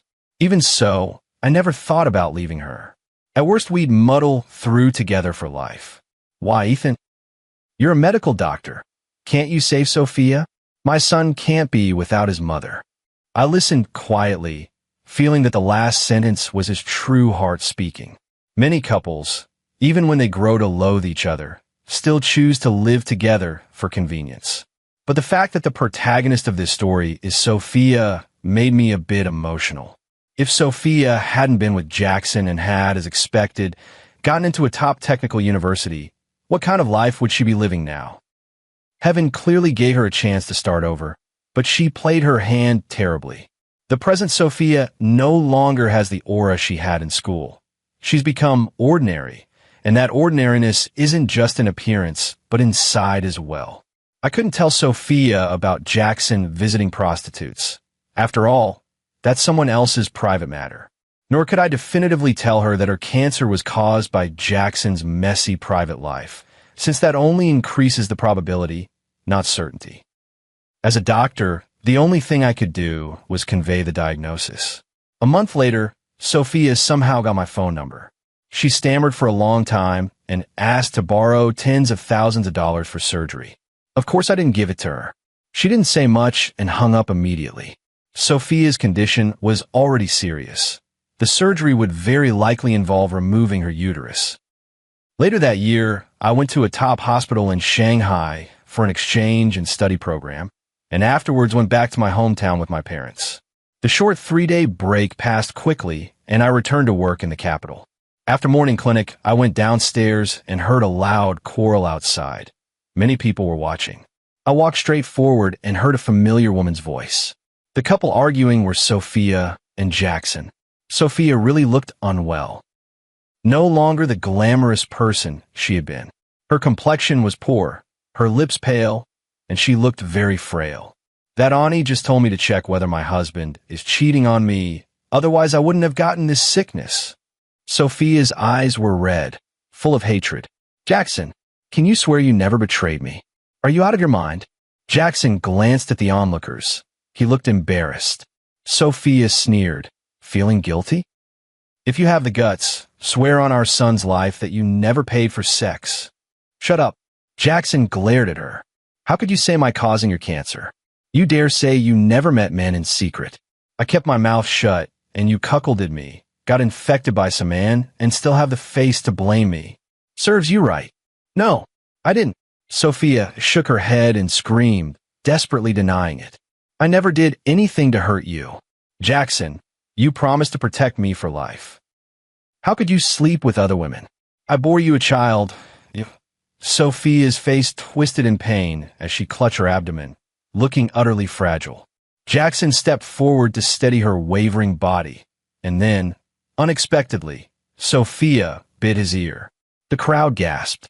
Jackson winced in pain, grabbed Sophia's hair hard, tore out a lock, and freed himself.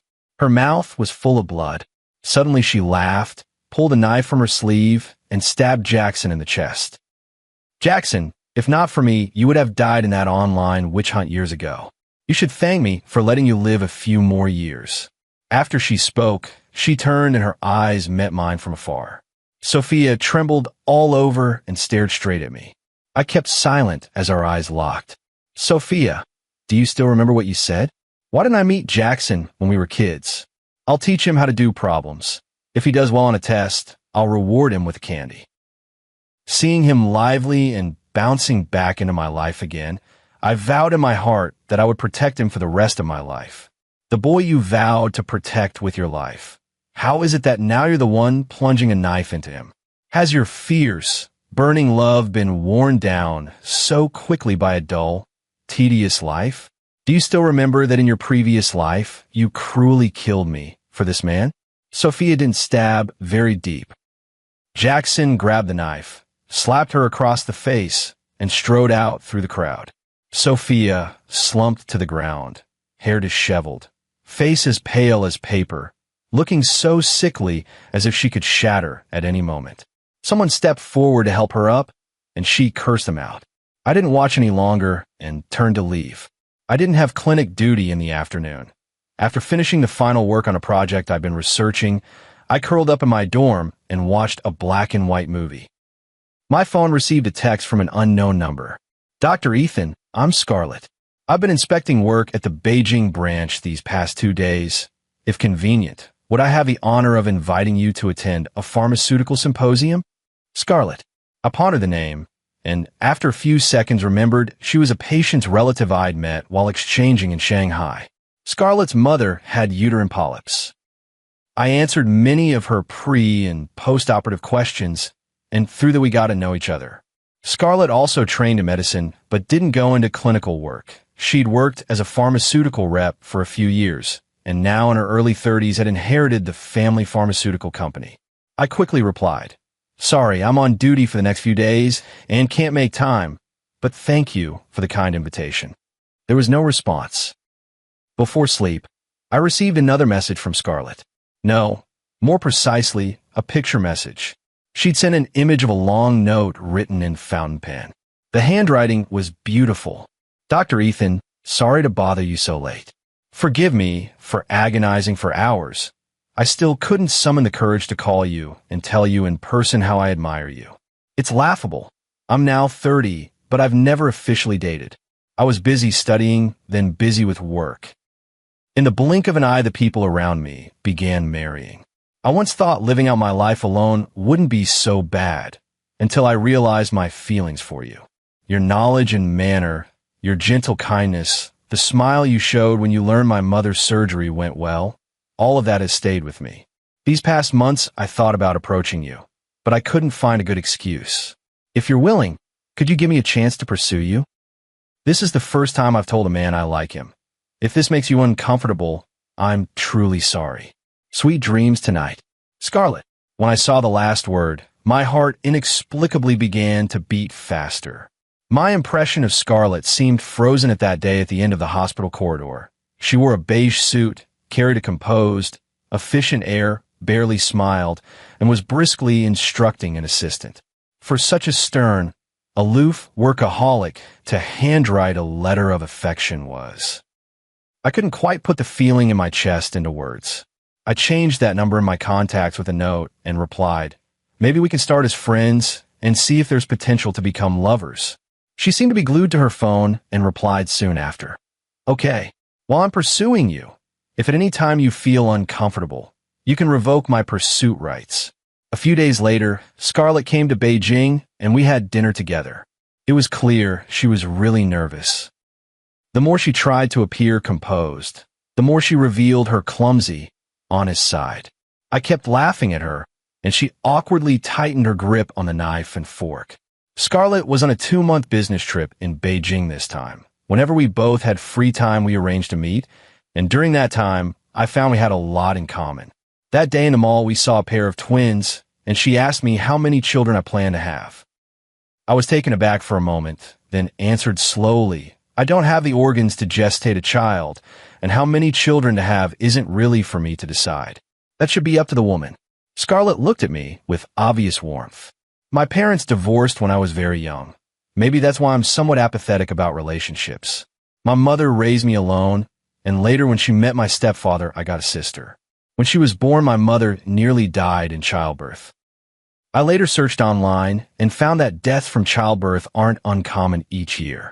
Yes, if there's an amniotic fluid embolism, it's hard to pull someone back from death, I said. Scarlett hesitated.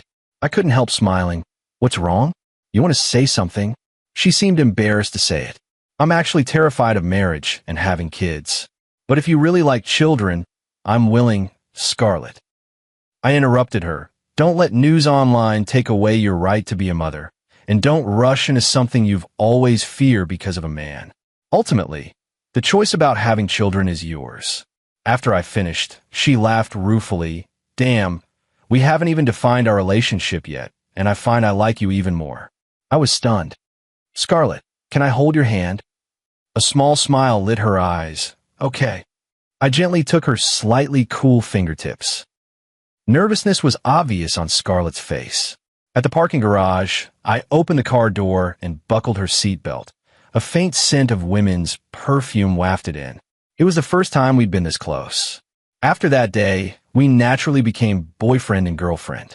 Scarlett's company was in Shanghai, and she often flew to Beijing for work, so our long-distance relationship never felt distant. One day, I suddenly learned that Jackson had died. He had borrowed money from an underground lender to gamble, couldn't cover the debt, was forced to drink, and died of alcohol poisoning. When the news broke, Sophia finally humbled herself in front of her family after many years and asked Mrs. Margaret to help her take care of the child. The next time I saw Sophia was 2 years later. By then, I had been promoted to associate chief physician and had married Scarlett 6 months earlier. That afternoon, after clinic, Scarlett drove over to have dinner with me, and unexpectedly we ran into Sophia in front of a pharmacy. Her change was drastic. If she hadn't called out to me, I wouldn't have recognized her. I heard she had undergone a hysterectomy. Though only in her 30s, she looked 10 years older. The wrinkles at her eyes couldn't be hidden. Her clothes looked like they hadn't been washed for days, and she had a cigarette in her mouth. Your wife?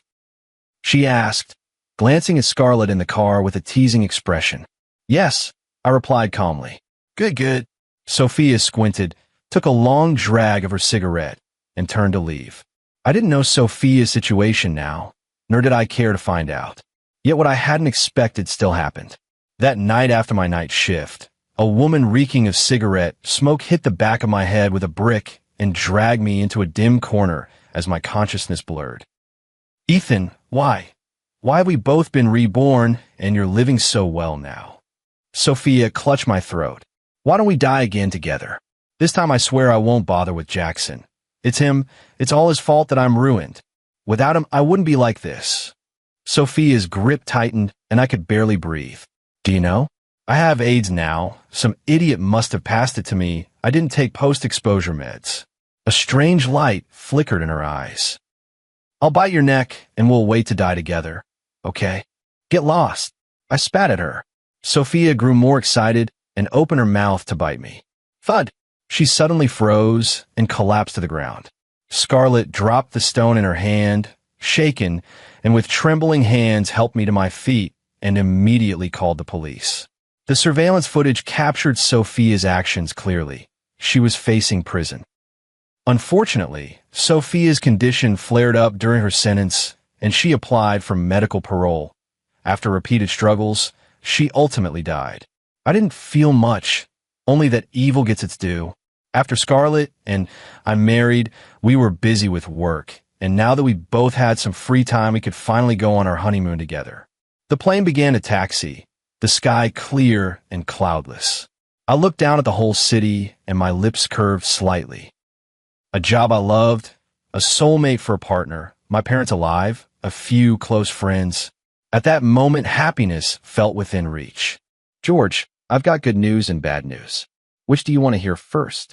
I put down my paintbrush and looked at my friend Frank. He stood at the studio door with a mysterious air, his face a mix of nervousness and excitement. Let's start with the bad news. After all, I've gotten used to it these past 3 years.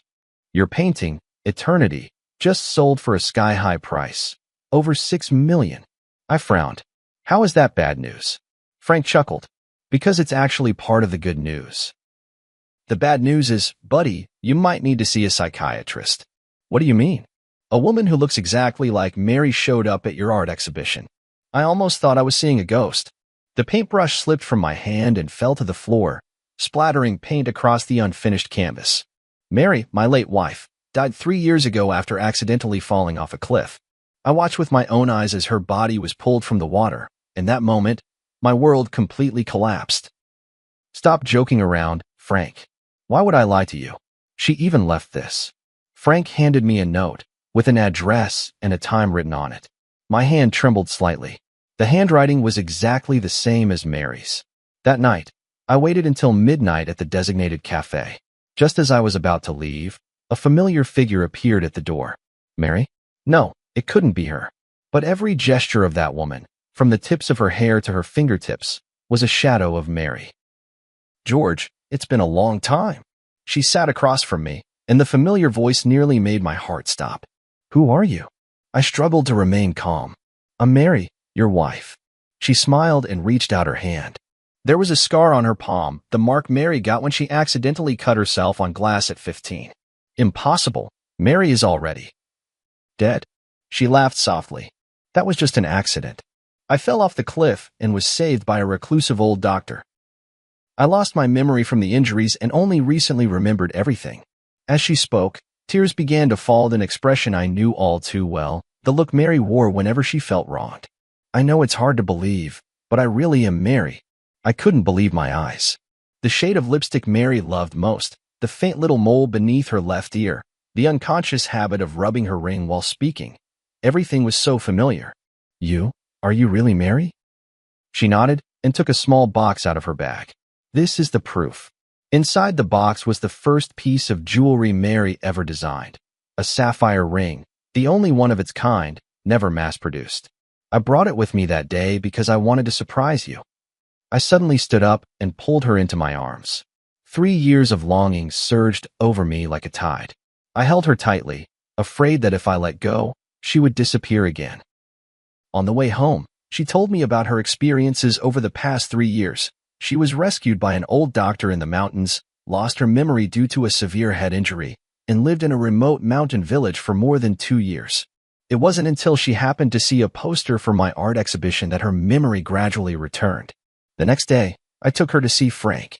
Oh my God, it really is you, Mary. Frank stared in astonishment, eyes wide. Frank, it's been a long time. She greeted him with a smile, exactly as I remembered. Frank pulled me aside and whispered, Man, this is unbelievable, but I really believe it's her. Who else but Mary could call me by my childhood nickname so accurately?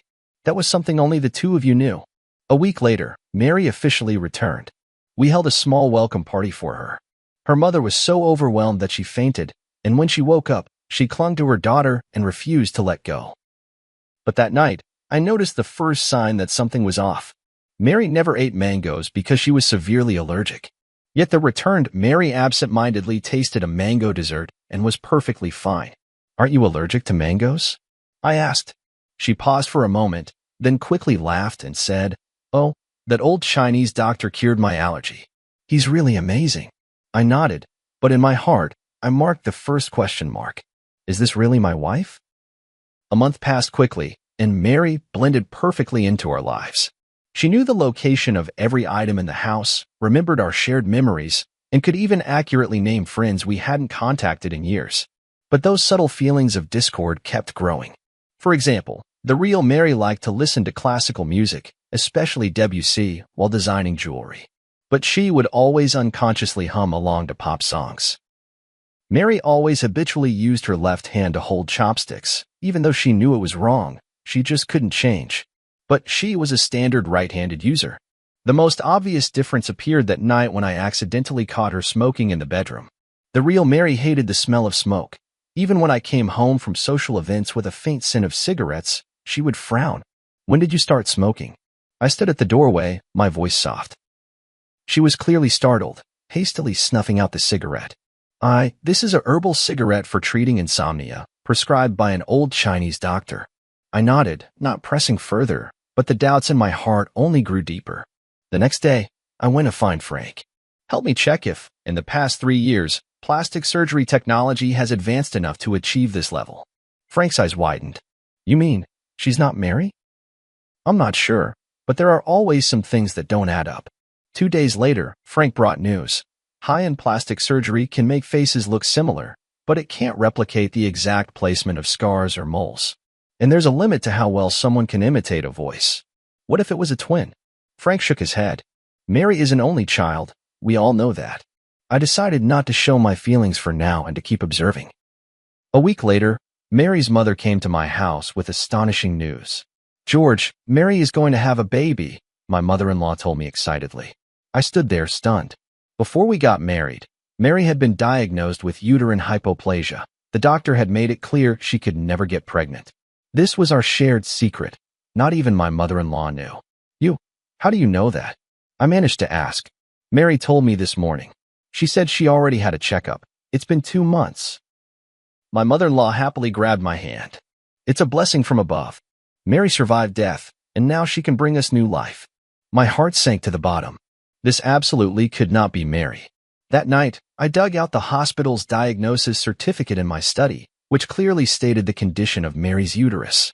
But when I wanted to talk to Mary about it, I found her in the bedroom, excitedly discussing the decoration of the nursery with my mother-in-law. "Mary, could you come here for a moment?" I called her calmly. She followed me into the study, still wearing a blissful smile on her face. "Did you forget about this?"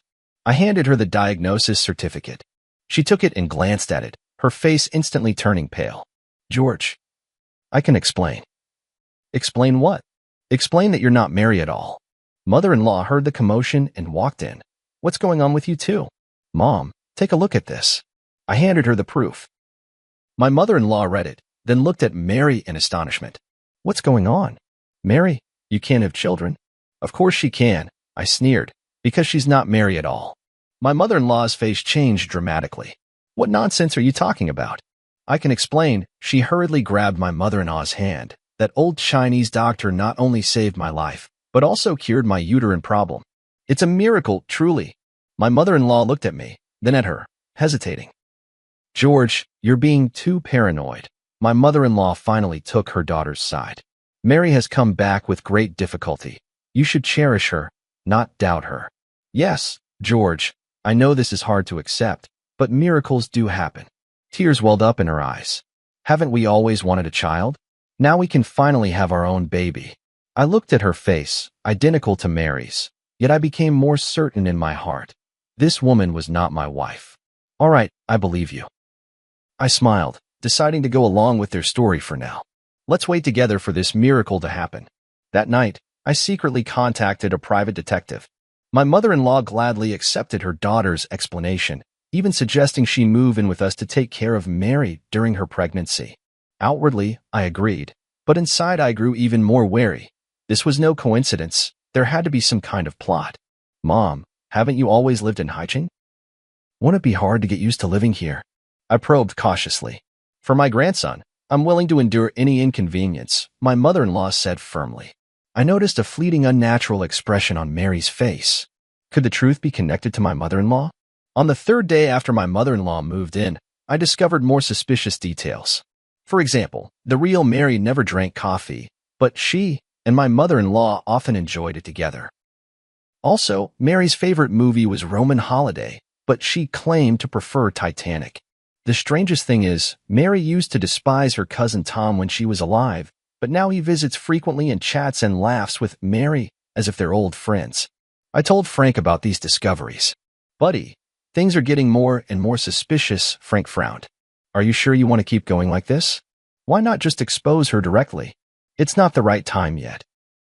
I want to find out what they're really after.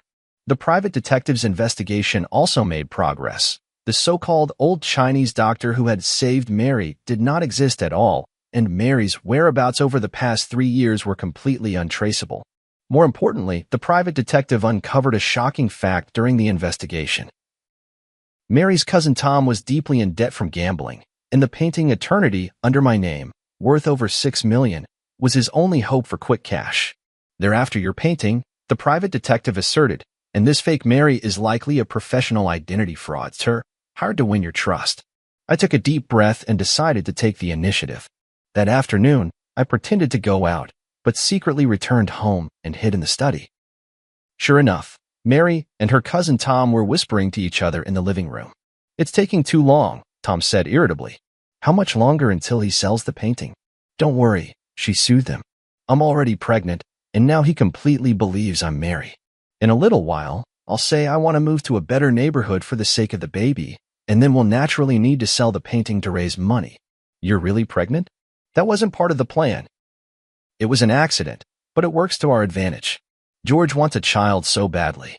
Does Annie know the truth? She only knows we're trying to scam money, not the specific plan. But she hates George, thinks he caused her daughter's death, so she's more than happy to help. I clenched my fists. So my mother-in-law had always believed that Mary's accident was somehow my fault. In fact, we did argue over something trivial that day, and Mary stormed out in anger. I didn't try to stop her. But I never imagined it would be the last time I'd see her. You don't actually have feelings for George, do you? Tom suddenly asked. She was silent for a moment. It's just part of the job. Besides, I owe you, and I won't go back on my word. Good then. Don't forget how we're splitting the money once we get it. Their conversation confirmed my suspicions. This was all an elaborate scheme, with my eternity as the target. In the days that followed, I pretended everything was normal while secretly making preparations. I contacted the police, arranged for evidence-gathering equipment, and found the last piece Mary had left before she died, a silver necklace that had never been made public, engraved with an anniversary date only the two of us knew. 2 weeks later, my art exhibition was held as scheduled. As planned, Mary brought up the idea of moving, hinting that I could sell Eternity. I pretended to agree and said I would auction the painting on the last day of the exhibition.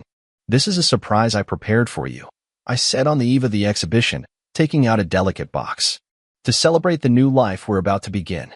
She opened the box in surprise, and inside was the silver necklace. It's beautiful, thank you. She smiled as she prepared to put it on. Wait, I stopped her. Aren't you going to look at the engraving on the back? She turned the necklace over, and her face suddenly went pale. What's wrong? Don't you like it?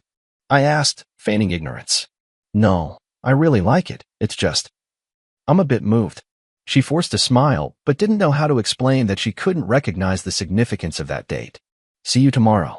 Get some good rest, and don't forget to wear this necklace. I kissed her forehead and whispered in her ear, after all, this is your final design. Her body visibly stiffened for a moment, but she kept smiling. Of course, I cherish it very much. Tomorrow, the truth will come to light. On the day of the exhibition, the place was packed with people. My painting, Eternity, was displayed in the most prominent spot, right next to the last batch of jewelry designs Mary had created before her death. Mary held my arm, flawlessly playing the role of my wife as always. She had even gone out of her way to wear Mary's favorite white dress and the silver necklace I had given her last night. My mother-in-law and Tom were there too. The three of them exchanged glances from time to time, clearly waiting for the perfect moment. Frank appeared as planned, pretending to be extremely interested in Eternity and asking me about the auction details. The auction will begin promptly at 4 in the afternoon, I replied with a smile. This painting means a great deal to me, and I hope it finds someone who truly appreciates it. Mary immediately chimed in. Yes, although it's hard to part with it, this is a necessary decision for our future. I noticed she glanced at Tom, who gave a barely perceptible nod. At 3:30 in the afternoon, the projector in the center of the exhibition hall lit up. This was the special segment I had arranged. Ladies and gentlemen, I stood in front of Eternity, Before the auction begins, I'd like to share a little story about this painting. Mary's photo appeared on the projection screen, a group picture from her last birthday party before she passed away. 3 years ago, my wife Mary died in an accident. I created this painting, Eternity, in her memory. The woman in the painting has her back to the viewer, forever gazing into the distance, symbolizing a longing I can never reach. A soft sigh rippled through the crowd. Mary stood beside me, matching my words with a sorrowful expression. However, a month ago, a miracle happened. I turned to look at Mary. My wife came back. The whole room erupted in astonishment, and many people curiously sized up, Mary. This is my wife, Mary. I took her hand and stepped forward. Back from the dead, it's truly the greatest blessing heaven could have given me. She smiled and nodded to everyone, while my mother-in-law and Tom stood by with smug expressions. However, my tone suddenly shifted. Amidst my joy, a question arose. Is she really Mary? The entire room fell silent. Mary's hand trembled slightly in my palm. So, I did some investigating. The projector switched to a set of comparison photos. On the left was the real Mary. On the right was a photo of her. They look exactly the same, don't they? But I clicked the remote, and the photo was enlarged, the details highlighted. The position of the piercing on the left ear was slightly different, the arch of the eyebrows subtly varied, and the fine lines at the corners of the eyes ran in different directions. These are details that even professional plastic surgery cannot fully replicate. Mary tried to pull her hand away, but I held on tightly. My mother-in-law and Tom also began to grow anxious, glancing toward the exit. More importantly, the real Mary has a feature that cannot be copied. I turned to Mary. The necklace I gave you last night has a date engraved on the back. Can you tell everyone what that date is? She opened her mouth, but no words came out. That was the due date of our first child, the one we lost. I spoke softly, my voice trembling with emotion. Mary designed this necklace to commemorate the baby we never got to meet. The date was our secret, only Mary and I knew. The room fell utterly silent. Mary turned deathly pale, my mother-in-law's eyes widened, and Tom had already started edging toward the door. What surprised me even more, I continued, was that the real Mary could never get pregnant due to an underdeveloped uterus. Yet this, Mary claims she's already 2 months along. I let go of her hand and took a step back. So, who are you really? A flicker of despair flashed in Mary's eyes, but she quickly regained her composure. I am Mary, it's just that old Chinese doctor. The non-existent old Chinese doctor, right? I sneered. Just like the non-existent amnesia, the non-existent miraculous recovery. I turned toward the projection screen. Let's see the truth. The screen played the secretly recorded video of her conversation with Tom, their discussion on how to swindle eternity, clearly audible. This isn't. She tried to explain, but my mother-in-law had already rushed forward.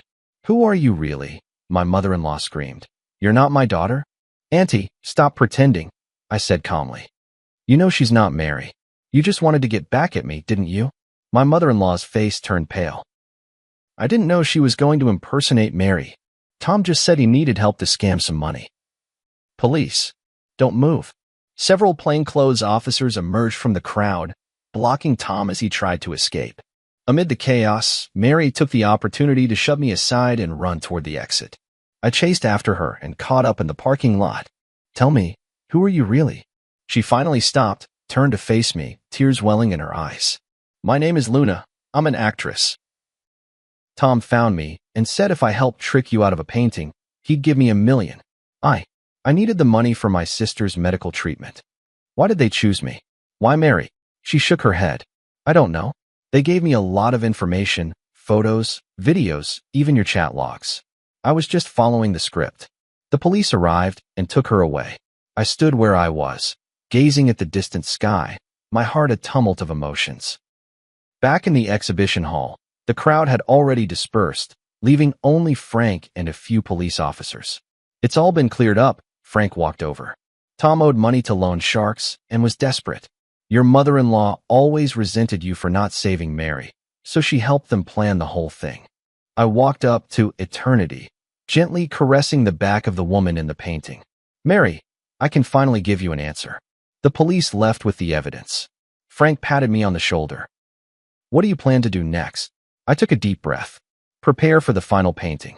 What will it be called? The Pursuit, I said softly. This time, I'll paint her face, not just her back. After the case was solved, my life seemed to return to where it was 3 years ago. Eternity was temporarily held by the court as crucial evidence. Tom and Luna were arrested for fraud, and my mother-in-law was investigated as an accomplice. The prosecution wants you to testify in court, the officer called to inform me. The trial is scheduled for early next month. I agreed, though I was utterly exhausted inside. After exposing the deception, I thought I would feel the thrill of revenge, but what I felt instead was a profound emptiness. Those days spent with Mary that month had allowed me to feel a trace of warmth in life again, even if that warmth was born of lies. Frank often came to see me, worried I might fall into despair once more. I told him not to worry, that I was working on a new piece, The Pursuit. Are you really going to paint Mary's face from the front? Frank asked curiously. For the past 3 years, you've always refused to do that. It's time, I replied. We can't live in the past forever. I moved out of the apartment I had shared with Mary and returned to the old house in the suburbs, the place where the real Mary and I had first made our home. The dust-laden memories in the house brought me both pain and comfort. Mary's studio remained just as she had left it, design sketches scattered across the table, unfinished jewelry drafts pinned to the drawing board. One afternoon, while sorting through Mary's belongings, I discovered an encrypted external hard drive. After several attempts, I finally unlocked it using our wedding anniversary as the password. Inside were backups of Mary's design works, along with some personal photos and videos. One folder in particular caught my attention. Inside a folder named Plan was a series of jewelry design sketches, labeled George's Birthday Special Project. It was then I remembered that, in the months before Mary passed away, she often spoke mysteriously about giving me an unparalleled birthday surprise. Leafing through these design drafts, I couldn't help but be moved to tears. Mary had planned to design a jewelry collection inspired by my paintings over the years, with each piece corresponding to a representative work from my artistic career. The last page was a sketch of a ring, with a dark red stone set in the center, its edges adorned with tiny diamonds, closely resembling the sunrise in my early work, Dawn. This is blood amber? I examined the notes carefully, confirming the name of this rare gemstone.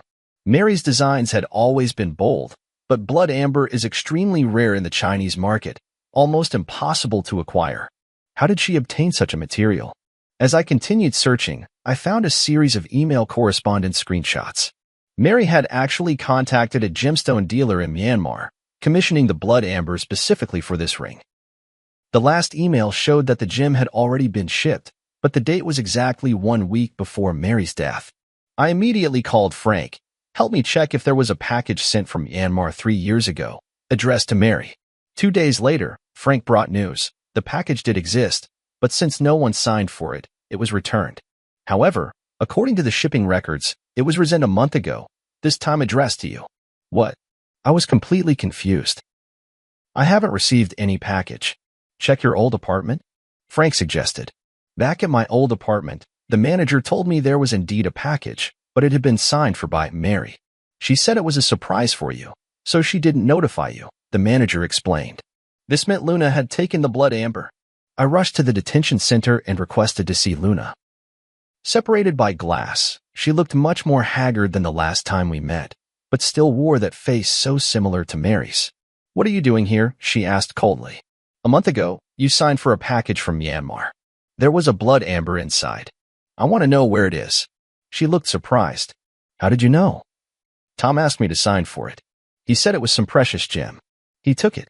My heart sank. Tom was deep in gambling debt. A precious blood amber would be a windfall for him. He had probably sold it long ago. That blood amber is very important to me, I said softly. It was the last gift my wife left me. Luna was silent for a moment, then suddenly said, maybe it's not that bad. Tom said the stone has flaws, its value is greatly reduced, and he hasn't found a suitable buyer yet. Hope was rekindled. If Tom hadn't sold the blood amber yet, maybe there was still a chance to get it back. Do you know where he might hide it? Luna hesitated for a moment. He has a safe deposit box in a self-storage facility on the east side of the city. After getting the address, I immediately contacted the officer in charge of the case and explained the situation. Since Tom was involved in a large sum of money, The police quickly approved the search request. "Mr. George, we've found the safe deposit box," the officer said over the phone. "Inside, we did find the blood amber you described, as well as some other evidence." A few hours later, I retrieved the blood amber at the police station. It was even more beautiful than I had imagined. Within the dark red core, wisps of mist seemed to swirl, shifting strangely under the light. This was the birthday gift Mary had so carefully chosen for me, waiting for 3 years. Back home, I carefully placed the blood amber beside the canvas of the pursuit. The painting was already more than half finished, Mary's face emerging from the blur into clarity, yet it still felt like something was missing. Watching the blood amber glimmer faintly under the light, I suddenly understood how I should complete the painting. The creation of the pursuit entered its final stage. I decided to break convention and incorporate the blood amber into the artwork. This would not only be a portrait, but a hybrid piece that fused painting with the art of jewelry.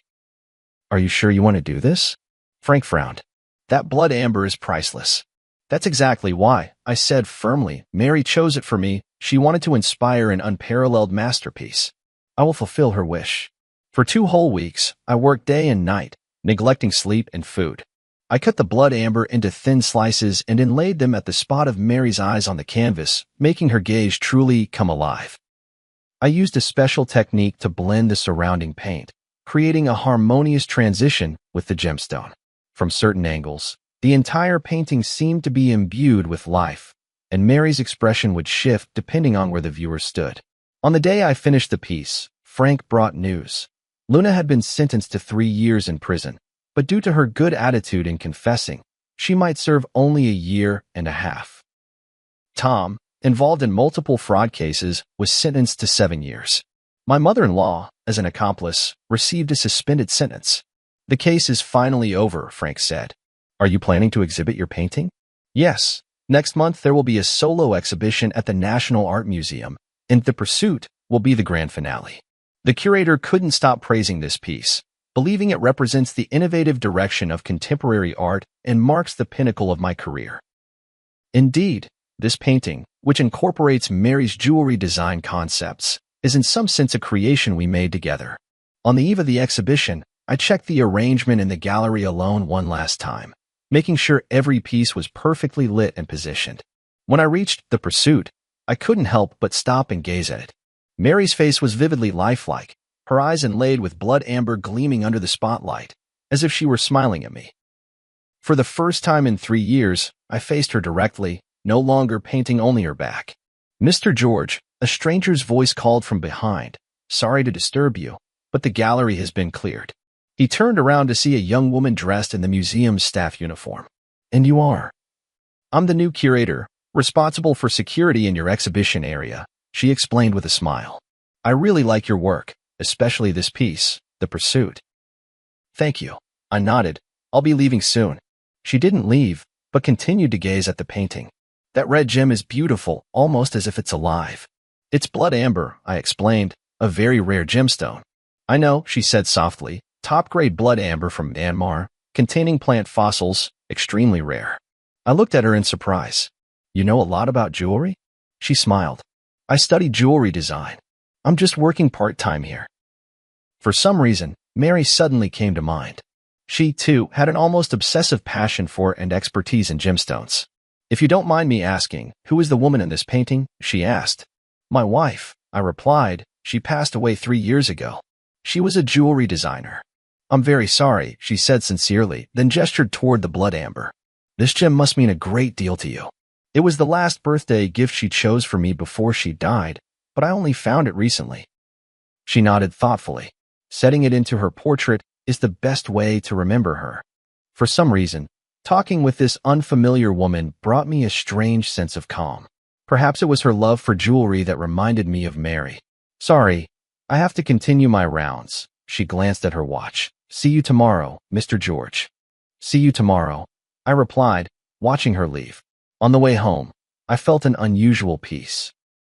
The completion of The Pursuit seemed to mark the end of my search for Mary as well.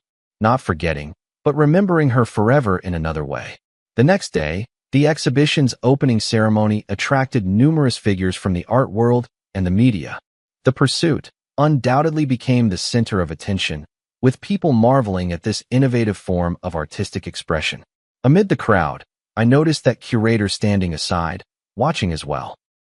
Sunlight streamed through the skylight of the gallery, falling upon her, and for a fleeting moment, I thought I saw Mary's shadow. No, I shook my head, warning myself not to be deceived by mere resemblance. There would never be another Mary in this world, just as there would never be another unique blood amber. After the exhibition, the pursuit was purchased by an anonymous collector for an astronomical price. I donated all the proceeds to a foundation supporting students in jewelry design, establishing a scholarship in Mary's name. Life slowly moved forward, and I began to accept new commissions and create new works. Occasionally, I would think of that curator with a unique insight into jewelry, wondering if she was still working at the art museum. Until one day, I received an email from HL. There were no words, only an image. A sketch of a ring design, the style strikingly similar to Mary's unfinished series. My heart raced as I replied immediately. Who is this? The response came quickly. Yesterday, you brushed past me by the cafe on the street corner, but you didn't recognize me. If you want to know more, wait for me at the museum entrance at noon tomorrow. Is it that librarian? How could she have a design so reminiscent of Mary's style? Filled with anxiety and anticipation, I decided to accept the invitation and find out for myself. The next day at noon, I arrived at the art museum half an hour early. The sun was shining, and small groups of visitors were coming and going from the exhibition hall. But there was no sign of the mysterious person. Just as I began to suspect this might be some kind of prank, a faint trace of perfume drifted by, a scent unfamiliar to me, yet it inexplicably reminded me of Mary. Mr. George, thank you for coming. The voice behind me made me turn around. It was the curator. Today, she wasn't wearing her uniform, but a simple white dress, completely different from Mary's style when she was alive. Did you send the email? I asked directly. She nodded. There are some things I want to tell you, but not here. Will you come with me? We walked through the small park beside the art museum and arrived at a secluded cafe. The whole time, I kept observing her. Her mannerisms, the way she walked, none of it resembled Mary. Yet her sensitivity to detail and her focused attention gave me a strange sense of familiarity. Who are you, really? The moment we sat down, I couldn't wait to ask. My name is Nicole. She looked me straight in the eye. I'm Mary's student. This answer caught me off guard.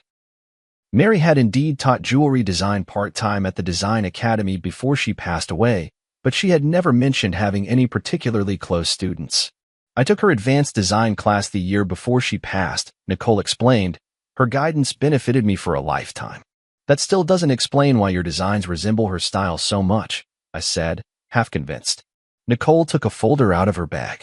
These are all notes from Ms. Nicole's class and her feedback on my work. You can look at the handwriting and confirm that it's really hers. I carefully examined the materials. It was indeed Mary's handwriting. There were even traces of the pale purple ink she habitually used. Before Ms. Nicole passed away, she was guiding me on my graduation project, Nicole continued. The theme was interwoven light and shadow, blending Eastern and Western aesthetic elements. She gave me a lot of valuable advice, and even showed me a sketch from a private project she was working on at the time. George's special birthday project? I blurted out. Nicole's eyes widened in surprise. You know about it? I only found out recently. I briefly explained the origin of the blood amber. I knew that blood amber would eventually find its way back to you, Nicole said with a smile. Nicole always said it was a destined gift. Is that why you contacted me? Because you saw the blood amber? Nicole was silent for a moment, as if choosing her words carefully. Not entirely. After Nicole passed away, I've been trying to carry on the design philosophy she taught me. Some time ago, I happened to see the news about your eternity being stolen, and then I saw someone impersonating Nicole. I thought I should tell you a few things. She took a letter out of her bag. This is the last letter Nicole gave me after class before she passed away. She said if her surprise plan went smoothly, I should show you this letter. If anything went wrong and she was gone, I should still make sure you see it. I took the envelope. It was indeed Mary's handwriting, and it read, "To my dearest husband." The envelope had already been opened. I didn't know what was in the letter at the time. I just kept it as Nicole instructed, Nicole explained. It wasn't until I saw the news that I opened it. I hope you won't blame me. I carefully took out the letter paper and unfolded it to read. Dear George, if you are reading this letter, perhaps my surprise plan has gone awry. Don't worry, it's just that the plan has changed, and the form of the gift may be different now. The blood amber I picked for you is said to be known as the Eye of Rebirth. Legend has it that looking at the world through it reveals truths that are often overlooked. I hope it can become a turning point in your artistic career, leading you to see new possibilities. All these years, your paintings have always depicted backs, as if you're afraid to face something head-on. I hope this gemstone will give you the courage to paint the front, to capture true emotions. No matter what happens, please remember, love does not disappear, it merely changes form, like this blood amber, which, after millions of years, transforms from resin into a gem, yet still shines. Forever loving you, Mary. The handwriting became a bit messy at the end, as if written in a hurry. I stroked the paper, as if I could feel Mary's emotions at that moment. Thank you, I said, my voice choked with emotion. This means a lot to me. You're welcome. I'm just fulfilling Ms. Nicole's request, Nicole said with a smile. Actually, there's one more thing I'd like to ask your help with. What is it? I'd like to apply for the Mary Scholarship you established, she said, taking a design portfolio out of her bag. This is my graduation project, combining Ms. Nicole's ideas with my own innovations. As I flipped through the portfolio, I was surprised to find that while these designs bore traces of Mary's influence, they also possessed a unique style and innovative touches. In particular, a series called Metamorphosis cleverly combined jewelry with transformable elements, allowing the pieces to change form according to the wearer's mood and occasion. This is outstanding, I praised sincerely. Mary would be proud of you. A hint of joy flashed in Nicole's eyes. Really? I've always worried I couldn't live up to her expectations. You've already moved beyond the learning stage and developed your own style. That's exactly what she hoped to see. As we talked, sunlight streamed through the window and fell on Nicole. In that moment, I seemed to understand something. When Mary spoke of love changing its form, perhaps she wasn't just referring to the blood amber, but also to her passion for art and its legacy. Luna tried to impersonate Mary by mimicking her appearance, but she could never truly replicate who she was. Nicole, on the other hand, looked nothing like Mary, yet she inherited a part of her artistic vision and spirit. Perhaps this is the true gift Mary left me, not the blood amber, but a new possibility, a path out of the past. Nicole's graduation exhibition was held in a small gallery. Though the space was modest, it was exquisitely arranged. Her works were divided into 3 series, representing the past, the present, and the future, forming a complete narrative. This is a brilliant idea, I sincerely praised. From tradition to contemporary and then to the future, it showcases the evolution and possibilities of jewelry design. Nicole smiled and nodded. This was inspired by teacher Nicole. She always says that good design should look back at history, be grounded in the present, and look forward to the future.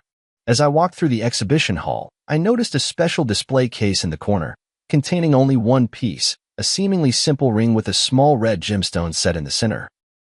This is. I leaned in to read the label, which said, in memory, dedicated to teacher Mary. Yes, I made it from a small piece of blood amber I bought with my own savings, Nicole explained. It can't compare to the quality of yours, but it's also from Myanmar. I examined the design of the ring closely. Clean, powerful lines, with fine silver threads encircling the blood amber, as if protecting the central gem, yet also seeming to radiate light outward. This is very similar to Mary's final design style, I said softly, but it also has your own unique touch. I wanted to create a piece that could both commemorate teacher Nicole and showcase my own style, Nicole explained. The blood amber represents her influence, while the outer design is the direction of my own development. The exhibition attracted quite a few industry insiders, including some well-known figures from the jewelry design world. After viewing the exhibition, an older female designer approached Nicole and offered her an internship opportunity. I stood by, genuinely happy for Nicole. In the evening, as the exhibition was drawing to a close, Frank arrived as well. Seeing me with Nicole, he gave me a knowing smile. New friend? He asked me quietly. Mary's student, I explained simply. Very talented. Frank nodded without asking further questions. After touring the exhibition, he gave high praise to Nicole's work. It blends traditional and modern elements, demonstrating both technical skill and artistic expression, quite rare. Nicole thanked him politely. This wouldn't have been possible without the guidance of teacher Nicole and teacher George. After the exhibition, the three of us went to a nearby restaurant for dinner. During the meal, Frank talked about recent trends in the art market, while Nicole shared her insights on contemporary jewelry design. The conversation was light and pleasant, and I realized it had been a long time since I had relaxed and chatted with others like this. After a few rounds of drinks, Frank received an urgent call and left early. Only Nicole and I remained in the restaurant, and the atmosphere suddenly became a bit quiet. "Mr. George," Nicole hesitated for a moment before speaking. "I've always had a question I wanted to ask you." "What is it?" "After you finished The Pursuit, what are you planning to create next?" The question caught me off guard. To be honest, ever since The Pursuit, I haven't had any new inspiration. That painting seemed to have drained all my emotions and creativity. "I haven't decided yet," I answered honestly. "It might take some time to find a new direction." Nicole nodded thoughtfully. Nicole once said that the hardest thing for an artist isn't creating a stunning masterpiece, but finding a way forward after reaching the peak. She really did say that, I recalled with a smile. Mary always saw further than I did. "Maybe," Nicole said softly, "you could try a new direction that combines your work with jewelry design, like in The Pursuit, but taking it even further." I recalled what Mary mentioned in her letter about seeing new possibilities, and suddenly I was inspired. "You mean creating a series of works that combine painting and jewelry?" "Exactly," Nicole said excitedly. "Your paintings create emotion in two-dimensional space, while jewelry gives it tangible form in the three-dimensional world. The combination of the two would have an astonishing effect." The more we talked, the more engaged we became, even sketching a few concept designs on the restaurant's napkins. Nicole's ideas were fresh and bold, perfectly aligning with my artistic vision, yet bringing a new perspective. As we left the restaurant, Nicole suddenly said, "I have to confess something." I looked at her in confusion. "I reached out to you not only to deliver Nicole's letter, but also for a personal reason. I hope to learn from you," she said candidly. "I want to become a designer like Nicole, someone who not only creates beautiful works but also perfectly blends art with emotion." Her sincerity moved me. "You're already on that path, and you're doing very well." "Then, may I consult you often?" she asked a little nervously. Of course, I'd be delighted. On the way home, a series of new works already began to take shape in my mind. A cross-disciplinary art that fuses painting and jewelry, both as a tribute to Mary and as a new starting point in my artistic career. That night, I had a dream. In the dream, Mary stood in a halo of blood-red light, smiling at me and saying, "See, I knew you would find a new direction." When I woke up, I got out of bed immediately and began sketching for the new series. I decided to name it Rebirth.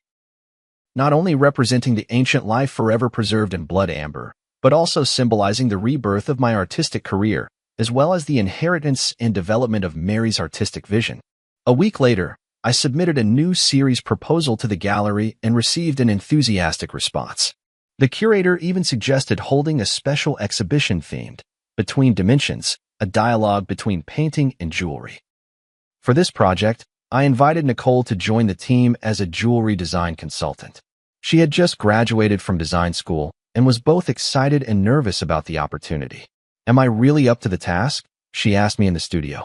"You understand Mary's design philosophy better than anyone," I assured her. "That's exactly what I need." In the days that followed, we worked at a feverish pace. We created during the day and discussed at night, sometimes even working through until dawn. Nicole's ideas flowed endlessly, and I transformed those thoughts into concrete artistic expressions.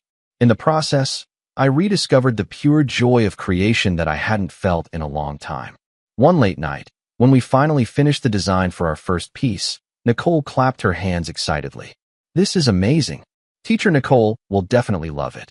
At the mention of Mary, she suddenly realized her slip and looked at me nervously. "I'm sorry, I didn't mean to."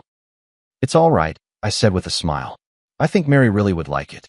She always hoped I could step out of my comfort zone and try new ways of expressing myself." Nicole let out a sigh of relief, then hesitantly asked, "Professor George, may I ask you a personal question?" "What is it?" "When you faced the woman impersonating Professor Nicole, how did you see through her? I mean, from the news reports, she seemed like an exact copy of Professor Nicole." I pondered for a moment. Superficial resemblance is easy to achieve, But a true personality cannot be duplicated. Mary's perception of art, her attitude toward life, the way she handled details, these were all unique. Just like a work of art, Nicole mused, no matter how perfect a replica is, it can never capture the soul of the original. Exactly. We worked through the night again, and finally established the overall framework for the Rebirth series. 7 pieces, each blending elements of painting and jewelry, together telling a story of loss and recovery, death and rebirth.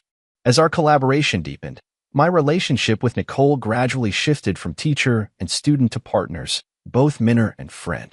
Sometimes, when the light traced the gentle contours of her focused profile, I would unconsciously think of Mary. But soon, I realized that this association wasn't due to any physical resemblance, but rather that same dedication and passion for art. "George, you look much more spirited lately," Frank remarked at a gathering. "It's been a while since I've seen you so full of life." "Yeah, the new project has helped me rediscover the joy of creating." "Nicole's a good girl," Frank said meaningfully. "Talented, and she really understands you." I understood his implication, but just smiled without responding. There was indeed a special understanding between Nicole and me, but it was more rooted in our shared passion for art than anything else. At least for now. The creation of the Rebirth series took 3 months, longer than expected, but the results were stunning. Each piece was a perfect fusion of painting and jewelry art, offering both the pleasure of viewing as a flat image and the discovery of 3-dimensional effects brought by the jewelry elements from different angles. A week before the exhibition opened, I received an unexpected visitor, Luna. She had served her sentence and was released early. She looked much more haggard than the last time we met, but her eyes were clearer. "I came to apologize to you in person." She stood at the studio door, her voice low, "for everything I have done." I didn't respond immediately, but simply invited her in to sit down. "I know that an apology can't make up for the loss," she continued, "but I want you to know that I truly regret it." "How is your sister's illness?" I asked. She looked up in surprise. You know. I guessed. "You said you needed money for a reason, and I think that must have been true." "Yes," she nodded. "My sister's surgery was a success, and now she's fully recovered. For the past 3 years, I've been thinking about how to make up for my mistakes. Even though I may never be able to." I was silent for a moment, then said, "You know, in a way, your appearance actually helped me." "What do you mean?" "It forced me to confront the past, to re-examine my memories with Mary, and ultimately to find a way forward." I pointed to the sketches of the Rebirth series on the wall and briefly explained this new project. Luna listened quietly, a look of genuine respect in her eyes. "I'm glad you were able to find a new beginning from that nightmare," she said at last. "I hope I can find my own path to rebirth as well." As she left, she handed me a small package. "These are some simple pieces of jewelry I made in prison. The craftsmanship is rough, but each one represents my remorse and blessings. I hope you can accept them." Opening the package, I found several small trinkets handmade from fine wire and colorful glass beads. Though simple, it was clear the creator had poured their heart into them. Nicole happened to come into the studio at that moment. Seeing the trinkets, she asked curiously, "What are these?" I told her about Luna's visit. "You forgave her?" Nicole was a bit surprised. "Not exactly forgiveness," I said thoughtfully. "It's more like understanding. Everyone has their own hardships and choices. What's important is how we learn and grow from our mistakes." Nicole nodded pensively, picking up a piece of jewelry to examine it closely. "The craftsmanship is rough, but the concept is ingenious. This person seems to have a talent for design." "Perhaps," I said. "Everyone has the possibility of being reborn." On the day of the exhibition opening, numerous figures from the art and jewelry worlds gathered together. The Rebirth series received unprecedented acclaim. Critics called it a model of cross-disciplinary art, and the gallery owner was overjoyed, announcing plans for a nationwide tour. In the crowd, I saw Luna. She was dressed simply, standing quietly in a corner, admiring the exhibits. Our eyes met in the air. She nodded slightly, then walked away. "Who was that?" Nicole asked, standing beside me. "Someone searching for rebirth," I replied. Nicole seemed to understand and asked no more. We stood side by side before the pursuit, watching the blood amber refract a strange light under the lamps, like the silent burning of life's flame. "Thank you," I whispered to Nicole. Without you, this series might never have come into being. It was your philosophy that guided us, Teacher Nicole, she replied modestly. I was just fortunate enough to be the messenger. In that moment, I suddenly understood the true meaning of what Mary had written in her letter. Love has changed its form. Love exists not only in memory and longing, but also in inheritance and innovation, shining brightly in every spark of artistic creation. And I, at last, had learned how to begin anew after loss, to embrace rebirth while still searching. The success of the exhibition exceeded everyone's expectations. In just 1 month, the Rebirth series was reported on by major media outlets and even attracted the attention of the international art world. A renowned auction house extended an olive branch to me, hoping to include several pieces in their annual highlight auction. This is an unprecedented opportunity, Frank said excitedly. If the deal goes through, you'll become a top player in the contemporary art market. I wasn't particularly concerned with commercial success, but I did feel the joy of having my work widely recognized. More importantly, this series opened up a new artistic path for me, freeing me from the creative shackles of the past 3 years. Nicole benefited as well. As the project's jewelry design consultant, she received high praise from the industry. Several well-known jewelry brands reached out to her, hoping she would join their design teams. Which offer are you planning to accept? One night, as we were tidying up the studio together, I asked her. To be honest, I'm still hesitating. Nicole paused her work. These are all great opportunities, but what? But I want to keep working with you. She looked straight into my eyes. Rebirth is just the beginning, isn't it? Her candor surprised me a little. Indeed, the success of this series had opened up many new creative possibilities for us, but I wasn't sure if I should continue such a close working relationship. You should consider your own career development, I said tactfully. These opportunities are very rare for young designers. Nicole seemed to sense my hesitation and nodded gently. I understand. In the days that followed, we were both busy and rarely had the chance to talk alone. A week later, Nicole told me she had decided to accept an invitation from a French jewelry brand and would be going to Paris to work for 2 years. Congratulations, I said sincerely. It's a very good choice. Thank you, she replied with a smile, though a fleeting, elusive emotion flashed in her eyes. I think this is the best arrangement for both of us. Before Nicole left, we held a small farewell party. Frank, the curator, and a few mutual friends came. The atmosphere was warm, tinged with a hint of sadness. After a few rounds of drinks, Frank found an opportunity to pull me aside. Are you really going to just let her go like this? What do you mean? I pretended not to understand. Don't play dumb, man, Frank said bluntly. You have feelings for her. That's obvious. That's just professional rapport, I argued. Is that so? Frank looked at me meaningfully. Then why have you been so distracted ever since she decided to go to France? I was at a loss for words. In fact, these past few days I had indeed felt an inexplicable sense of loss, but I kept telling myself it was only because I had lost an excellent partner. I know what you're worried about. Frank lowered his voice. You feel like you're letting Mary down, don't you? I remained silent.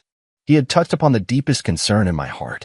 Mary has been gone for 3 years now. Frank gently patted my shoulder. She would want you to be happy.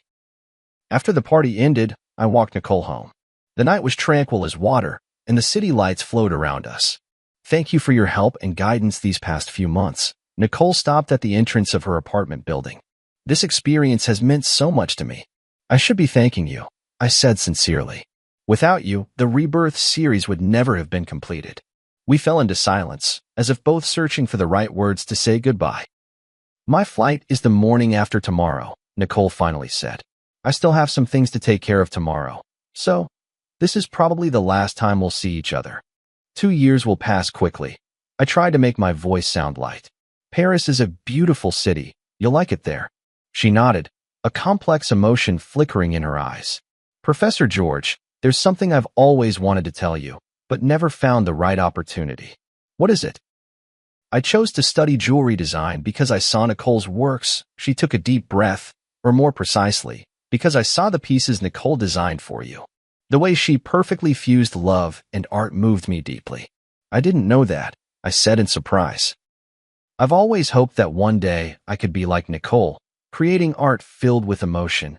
Nicole continued, her words coming faster. as if afraid she might lose her courage. But now I realize that what I want even more is to create for a specific person, just like Nicole created for you. I understood her implication, and my heart suddenly began to race. Nicole, please don't respond, she gently interrupted me. I just wanted you to know before I leave. No matter how you feel right now, remember that starting over is not a betrayal of the past, but a way of cherishing life. With that, she rose up on her tiptoes and softly kissed my cheek, then quickly turned and walked into the apartment building, leaving me standing alone in the night, my mind in turmoil. After returning home, I tossed and turned, unable to sleep, replaying Nicole's words and that gentle kiss over and over in my mind. Suddenly, I remembered a small box in the study, where Mary's last complete letter was kept, a letter I had found while sorting through her belongings. But at the time, overwhelmed by grief, I never had the courage to open. Now, I finally mustered the courage to walk into the study and retrieve that delicate little box from the depths of the drawer. Inside lay a pale pink letter, bearing Mary's familiar handwriting. Dearest George, by the time you read this letter, you may find yourself at a crossroads in life, hesitating between moving forward or staying where you are. My greatest wish is that you can move bravely through life, as freely as your brush glides across the canvas. Love is not a shackle, but a liberation. Memory is not a burden, but a source of strength. If one day you meet someone who can rekindle the light in your eyes, please don't hesitate because of your longing for me. True love is wishing happiness for the other, even if there is no longer a place for oneself in that happiness. Remember, the days we loved each other were complete, with no need for regrets. And now, it's time to paint a new picture, my beloved. Forever loving you. Mary. Tears blurred my vision. It was as if Mary had foreseen my current situation and had already given me her blessing. She was always like this, always able to see further and more clearly than I could. At that moment, I made up my mind. Early the next morning, I drove straight to Nicole's apartment. Professor George? Nicole opened the door in surprise, clearly not expecting me. I have something to say to you. I looked her straight in the eyes, not as your teacher, but as George. I handed her Mary's letter. Nicole read it carefully, her expression shifting from surprise to being moved, and finally, her eyes grew moist. She truly was an extraordinary woman, Nicole said softly, handing the letter back to me. Yes, she was. I nodded. That's exactly why I believe her words. Nicole, cancel your plans for Paris. Stay and continue our collaboration, will you? Nicole looked at me in shock. Are you serious? I've never been more serious, I said quietly. Rebirth is not just the name of an artwork, it's a possibility in life. Are you willing to explore that possibility with me? Her answer was a firm embrace, warm and real, like the first ray of sunlight after a long winter. In that moment, I felt as if Mary was somewhere, smiling down on us, blessing this new beginning. Life is like that blood amber, enduring countless ages of change and sedimentation, ultimately transforming into an eternal radiance. And I, at last, understood what true pursuit is, what true rebirth means. A year later, Nicole and I unveiled our second joint project, Interwoven, at the National Art Museum. This series was even bolder and more innovative than Rebirth, blending Eastern and Western aesthetics with various art forms. Critics hailed it as a significant breakthrough in contemporary art. At the opening ceremony, Nicole held my arm as we faced the media interviews and congratulations from the audience together. She wore a simple white dress, and around her neck was the Eye of Rebirth necklace we designed together. She completed the jewelry part based on my painting. Your collaboration seems even more in sync than your last project, a reporter asked with a suggestive smile. Nicole glanced at me, and we exchanged a smile. Yes, both in art and in life, we found the perfect balance. This indirect answer drew a round of good-natured laughter from the reporters present. My relationship with Nicole was no longer a secret, but we always kept a low profile, letting the public's attention remain focused on our artistic creations. After the exhibition, we drove out to a small hill in the countryside. There stood an ancient oak tree, beneath which Mary's ashes were laid to rest. This was the place we chose, rather than a traditional cemetery, natural, peaceful, just like Mary herself. Mary, the exhibition was a great success today, I said softly to the stone beneath the tree. Nicole's designs were admired by everyone, just as you once predicted. Nicole crouched down and placed a bouquet of white daisies in front of the stone. Teacher Nicole, I've been working hard to become the kind of designer you hoped I would be. I hope you can be proud of me. A gentle breeze stirred, and the oak's leaves rustled softly, as if it were Mary's reply. On the way back, Nicole suddenly said, "I've been thinking about something." "What is it?"